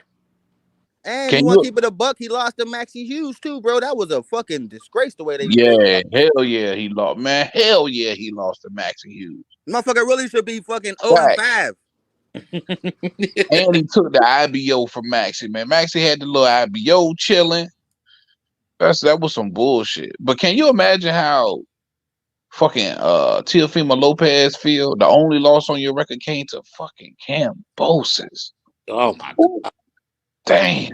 Hey DJ, I ain't run you off, did I? I was talking about Cambosis, not Australia. Hey, Mark got Cambosis too, bro. DJ, they disowned that motherfucker, man. Yeah, I'm about to say, especially Mark. Mark definitely don't like that dude. Well, Yeah, Mark they is in the disowned chat loving it, man. Man, Mark was going hard on him together earlier. Yeah, Oh, Mark word. can't stand him. Even your own country don't like you, you fucking bum. Why this nigga sound like Mickey off a rock? He's a bum looking ass nigga. You stupid, bro. Yeah, Cambosis, he's the poster child for Paper Champion. That shit For is sure. funny, bro. Yeah. That's hilarious, dog. He'll never sniff another world title. He'll never sniff another win, bum ass nigga. Yeah, well, at least not against the top guys. No, he's a bona fide gatekeeper now, bro. Yeah, I think he Bona done. fide. I think he done. I don't think he even gonna. I don't think he. Yeah, I nowhere. don't care about niggas going back and forth, but when you start talking about what you accomplished in boxing, now Punch got to flame your ass, dog. And Yeah, that's that shit was that's weird. with Schofield. I actually like the son, bro. Yeah, I like, but his dad, bro, is I can't deal with it, blood. Like he make talking me too much, and then he weird. Yeah, he weird, bro. yeah. It's always the humble boxer that got that loud ass daddy. Like, ain't nothing wrong with being a square, bro, but he's just weird, bro. Like, for real, he's weird. Cause that nigga be getting disrespectful as hell with people. It's like, bro, did you ever even box before? You better quit talking to niggas like that from one of these boxers see you and fuck you up. Oh, hey, yo, I got a great question, and I can't forget who asked this question today. And then I'm gonna get out of here. But this is a great fucking Yeah, this will be question. the last one. We'll wrap it up after this. Go ahead, Heavy. Great fucking question. Who is the best prospect that you guys have seen that's coming up right now that you know guaranteed to be probably more than likely to be a world champion? Well, I not for me. That's easy. Well, go ahead, Slick. Start with you. Shoo Carrington. Shoo gonna be that dude, bro. Ooh, Shoo gonna be that dude. I think he is. Hopefully they don't put him against Naoya anyway straight away. But yeah, I doubt it. feel But he gonna be that dude, bro. Yeah, Shoo Swear got to God. Like he gonna be more of a problem than folks. And I like Mason. You know what I'm saying? But Shoo, yeah. He really sharp. He know his craft. He know his way. He know what he doing. That boy ready. I'm gonna go next one. This one. I'm gonna say Keyshawn Davis. He looks like he's gonna be he's the next prime one to be champion. I think he's gonna be champion first before any of these niggas. He's ready right now. Gosh almighty. He's on with Shakur and Tank. It's a matter of time. You know what I'm saying? He's on a collision course like a motherfucker. But me, I got Mason. I just like his punch selection. I love his IQ. I love how he sets up his shots, and you can tell from fight to fight that he's working on certain things. Yeah. Then, one fight, you see him going over. Then another fight, you see him going under. Next fight, you see him, he's splitting. You know what I mean? Like, you can see him working on certain shit. Like every fight that he's got right now, you can see a theme of the fight. Like, it's like he's working on certain shit that he's been working on in the gym, and he just can't wait to get in the ring and show it. And I love his activity. You know what I'm saying? Yeah. Yeah. Speaking of Kambosos, I believe that would be a perfect fight for a young Mason. Right now, Kambosos. I believe that'd be a perfect fight. I could dig it. I could dig it. Beat the brakes off that man. Why y'all trying to do Kambosos like that, bro? He's a vet. He's seasoned. He done shared the ring with Devin Haney. He done shared the ring with Teofimo. He done shared the ring with Loma. You know what I mean? He's a seasoned vet. You learn shit from each fight you get. You know what I'm saying? He's just gonna beat the fuck out of Kambosos, though. That's a good barometer to judging. That's a good meter to judging to say, all right, is this kid really the goods? You know what I'm saying? Yeah, I like to see it. I think that's the next person that's who he should be trying to fight. And it's a top ranked fight too. He's a top ranked fighter too. So, you know what I'm saying? And I think he'll run through him because he's getting his rounds in. He's working. Yeah. I think they already got his next fight signed and shit and ready to go. Yep. Yeah. That's old. Yeah. That's the only thing about Abdullah for me now is you gotta step him all the way up, because even in this last fight, I just didn't think you learned much from that fight. You feel me? He's just that good where, you got to give him some of them Keyshawn Davis leftovers now. You know what I mean? Get him up there, because that's where he really needs to be. You can't keep giving them niggas that he gonna get out of there in two rounds. He needs to go 6, 7, 8. You know what I mean? And I think his next fight, if I'm not mistaken, is going to be a 10-rounder. So that I'm glad that they stepping him all the way up. It's either that one or the next one. One of them. He definitely about to be up there. I like all of those answers, man. I like all of those. And I'm going to keep it all the way funky, because, the bias steps in when it comes to Keyshawn. And I love Keyshawn. When all these guys, to be honest, I think they all become world champions. And I love the fact that Shushu is so close to 35, because I think he'll be, given his frame, he'll be at 35 before you know it. Given Keyshawn frame, he'll probably be at 40 before you know it. I don't even know how much longer he'll be there. And I can almost say the you going to that show? Yeah. I tried to get my credentials already, but they ain't got it listed yet. So as soon as they announce this fight and it's official, with the date, I'm gonna get my credentials. Yeah, I'm definitely going, man. That's like a 30-minute ride. Did you go on Top Rank? You need to go on. Did you go on Top Rank? Boxing Voice, right? Yeah, I went on. That's the only way I know how to get them. Validity in this, but they said allegedly Brian Norman is supposed to be fighting on that card. The same card. If this shit don't work out with Boots. So hold up, where they fighting at exactly? Norfolk, Virginia and shit. Oh, bro, that's close to me, bro. I might have to link up to you. I might ride up for that one. Oh, well, shit, come on. Yeah. Hey, have y'all niggas linked yet since y'all both on the East Coast? Yeah, I'm in Pittsburgh, nigga. Oh, okay. Announcer membership. Oh, no, I ain't pulled up on him or nothing, but if he want to come to this November 8th date, man, shit, I'm going to be here. Yeah. What's up, bro? Yeah, I'm from Norfolk, so it's happening in Norfolk. But I bought my house out here, and I'm in the burbs, man. Yeah, I'm pulling up on Slick in a couple of weeks. Mm-hmm. That's okay, that same region shit. I mean, we all relatively close. We on the East Coast, y'all on the Midwest. I'm sure we could make something happen. Yeah, bro. You're a little bit closer to Slick than me because he's on the East Coast of the state, and I'm like right next to the state of Kansas. That's the crazy thing about Missouri. The two biggest cities is right on the border of the state next door. So Kansas City, Missouri is right on the border of Kansas. Yeah. Because you got Kansas City, Missouri, and Kansas City, Kansas. That's the thing, though. People don't realize it's 2 Kansas Cities and 2 St. Louis's. Yep. Yeah, that was always weird to me. Yep. Because He on they the But I left bet, I side of bet, I Missouri. bet, I'm on the right I side bet of my Missouri. left nut. I bet my left nut though that Boots Norman fight get made. That's gonna get made. Yeah, I that hope fight's so. heating up. That's heating up. Because Yeah, goddamn, that's nigga, I want some a possibility to say, okay, man, shit, if he gave me a little guy, baby, nigga, don't put the, Word. like fuck. Sure.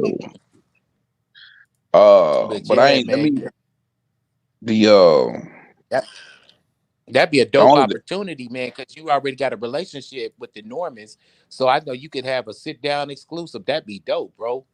You know yeah, what I'm and if saying? it did happen that way, and they made that November 8th date, man, hell yeah, you know I'm gonna pull up. I got to pull up on them if they in my backyard. Right. Hey, Yeah. DJ said check your Facebook. Sent you something. Say what? Slick. I'm talking to Slick. DJ Oh. said check your Facebook. He sent you something on the Tim Zoo update. Oh, okay, bet. My bad. Go ahead. Oh, a DJ on Facebook? Yeah. Yeah, we all following. We You was ain't on following it. him Like, yet? Oh I'm gonna shit! I'm screenshot not. it. I'm gonna screenshot his page and put it in the I'll chat. send it to you, Yeah. Heavy. Yeah, like Yeah, man, I send follow it to Heavy. me. So yeah, just check our friends list. He like the newest friend for all of us. That motherfucker DJ, you don't DJ, you don't follow my shit on Facebook, motherfucker. Yeah. You He's a blow. Hey, DJ, I'm gonna check it out when we get up off here goddamn for bloke. sure. You Yeah, what cool, we you- was on it.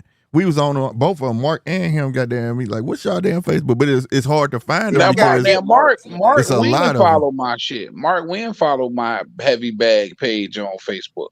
But Okay. DJ, you kangaroo eating bloke motherfucker, you don't follow my shit. You fired that nigga DJ, bro. Kangaroo eating motherfucker. ALTO DJ said, watch your mouth. Yeah, he said, watch your language. I ain't even gonna lie, bro. I be loving Punch's lives, bro, because Punch be firing up. It's like this is the live where, you know what I'm saying, a little bit of the professionalism goes out the window, nigga, and we just get the fire on niggas. I love that Hey, shit. you ain't Don't got all lying. black and This white, was his best one by far, bro. With the fucking your Spartan looking ass. Where was the Greek power? That shit is it. I'll tell you tomorrow. I know I'm gonna laugh about that shit. I'm gonna be at work laughing like a motherfucker. I'm gonna make that one into a short, bro, and put that up. Yeah, you should, bro. Hey, You Punch, definitely yo, should, bro. Bro, I got a confession. My guilty pleasure, bro, is saying some bullshit like a bomb, walking away and watching it detonate, and you just get the firing on motherfuckers. Just like when I sent that screenshot, you was like, I'm on it right now. I looked up, I was like, damn, he online, nigga, like right now. Like, you must What stop, that press pissed go, me all nigga. the way Like, off. yeah, it's time to go. Yeah, I got a hair trigger, bro. It's easy to piss me off. Like, Yeah. that's what I said. Yeah, If my man. channel get too big and trolls being here fucking with me, I'm gonna be going ballistic on them. I already know. We already know, nigga. My bad the other day, T.O. I didn't mean to go so hard on your boy, bro, but he had it coming. Who? When I told your boy to go mow some lawns. Ooh. Damn. Oh yeah, Who is yeah. that? You's a foul motherfucker for that, boy. Who is He that? told me, do he need to go get me some pads, nigga? You crossed the line, now I'm flaming your ass. Who is that? Who is that? That's one of your people, Mexican One of your boxing people, #1. Slick. Oh, you be Yeah, into it, that I don't motherfucker, bro. forget shit. So if you're Hey, wondering why I Punch. said what I said, Hey, Punch. during the Madrimov fight, he said he put the stack on Crawford. So I remembered that. That's why I said Yeah, but he do that shit because of you, bro. Like he wait on you. Like he be saying some boxing shit there. I don't mind But if soon as he you see troll, your that's name in cool. that motherfucker, But, like, he get that's where he get to agitate. He I don't know mind you him go trolling, react. bro. But once nigga get some pads, all right, nigga. Why don't you go get that rent money? Boy, Go get stupid, that bro. rent money, nigga. Because Oh, look what Deeds just said in T.O. the chat, bro. Look Punch. what Deeds said in the chat to Punch. He said, "Punch, why you not invite Mexican boxing to your channel?"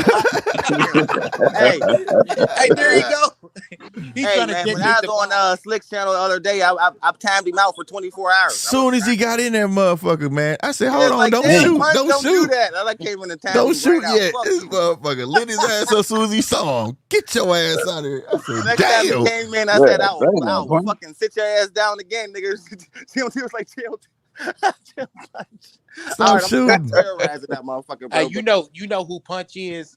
Punch is the nigga that came to the party. We all dressed fly and all this other shit. Ended up in a fight, and now we gonna roll with you, Punch. But when we get in the car, nigga, Right. we go trip. Nigga. Oh yeah, We gotta have a talk, man, before we go, Punch. I don't bite my tongue. Yeah, I'm 100 with niggas, bro. I'm like this in real life. Like, I ain't disrespectful like that, like what I am with people I don't like. But I don't bite my tongue. Like I feel the realest people don't lie to you. I don't lie. You know what I mean? Oh man. You know what I mean? Ever. Short fuse, boy. My How fuse- tall? Hey, Punch. How tall are you? I'm 5'10". Oh shit. Okay, you got a little height on you. Yeah, I nigga. thought you I about to say 5'6", 5'10", 5'7". around 165. Word. I exercise a lot though. Yeah, bro. I'm Oh a 5', man. dude. What you say now? I said I'm 5'9". I'm a little dude. That No, nigga ain't bro. no 5'9". That nigga say 5'9". That nigga's not no 5'9". Bro, I'm little dude. I'm 5'9", 170 something pounds. Little dude. I ain't I don't that think you big. 5'9". Yeah, same here. Nigga, And you it's a saying that shit cruel like I joke, ain't. nigga. You I saying wear that shit like I 5'9". ain't saw you or something, bro. Yeah, bro. Think about it though, nigga. Well, hey, yo, when GMT, is he really 5'4"? No. I'm saying he taller than Look, that when because you- I'm like Or almost this 6 nigga foot. I'm 6'1", I'm saying he's almost 6 5'9". foot. I'm almost 6 foot, and he ain't no 5'9". He got at least be When I walk But in the door, 5'10". and see, like, I'm in the same 5'11". boat with you, Slick. And sometimes they feel like they up there with us, but they not. I don't know. He probably I mean, 5'9" standing for real. next to him. I'm saying I done stood next to him. You know what I'm saying? Yeah, Even in my house, we didn't drink. You know what I'm saying? I don't know. it's hard to gauge an inch though. It's just an inch. Yeah, like, Yeah, inch or stop two. lying. You know, when we went to your house, we didn't drink, nigga. We drank a lot. Nigga, that's true. A whole lot. Yeah, a whole lot. That's what RC about got me drunk at his house, man. Yeah. Hell yeah. Nigga had the yak. He had the yak lined up for me. Boy, that nigga RC got a liquor mall by his house. Boy, that mother, I can't wait to go to that bitch. Yeah. This liquor store is ridiculous. I was like, boy, you can't put me Man, in there. all them fucking liquor stores are ridiculous, bro. Man, now I tell you, when I go to the Don't liquor got shit store, like I that go over to the here. liquor store. Man, listen. Let me tell y'all the story about me coming. I went down to St. Louis, man, to watch the Crawford Spence fight with Slick. Like, fuck that, nigga. We in the same state. I'm pulling up. So I pull up. I'm like, yeah, bro, I'm outside. He done gave me directions to his house or whatever. And I'm like, boom, I done fucked around and went to the wrong house. He's like, nah, not that house, this house. Okay. So I'm like, I get to knocking on the door and shit. I'm still on the phone with him. He's like, oh, bro, just walk in because I ain't even at home yet. I'm like, what the fuck? He said, but I left the door open for you, know. I'm like, what the fuck? Word. And so I'm like, bro, I gotta piss. I just came off the freeway. Now he got to give me directions to his motherfucking bathroom. Lo and behold, man, get off the phone with him and shit. And then as soon as I get off the phone with him, man, this nigga come in with a case of fifths. Gosh, oh A man. case of fifths. He was Damn. like, man, what's your Ready to favorite go liquor? hard. And I said, I drink Jameson or Maker's Mark because I'm a bourbon dude. Yeah. You know what I'm saying? And he That's came some in. old I school shit. got both of them. I got Jameson and Maker's Mark. When I walked in his house, he's like, yeah, bro, I got 2 glasses. It was kind of dope, though, man. That's why I fuck with Slick. Because it was just me and the wife. And he had 2 glasses set, boom, right there, just waiting for us and shit. And it was a bottle of Hennessy White. He was like, yeah, go and pour you a drink. No, you just, I'm like, damn. You know what I'm saying? So that's just, but Slick a bastard, Yeah. though. He got all those little player tricks and shit.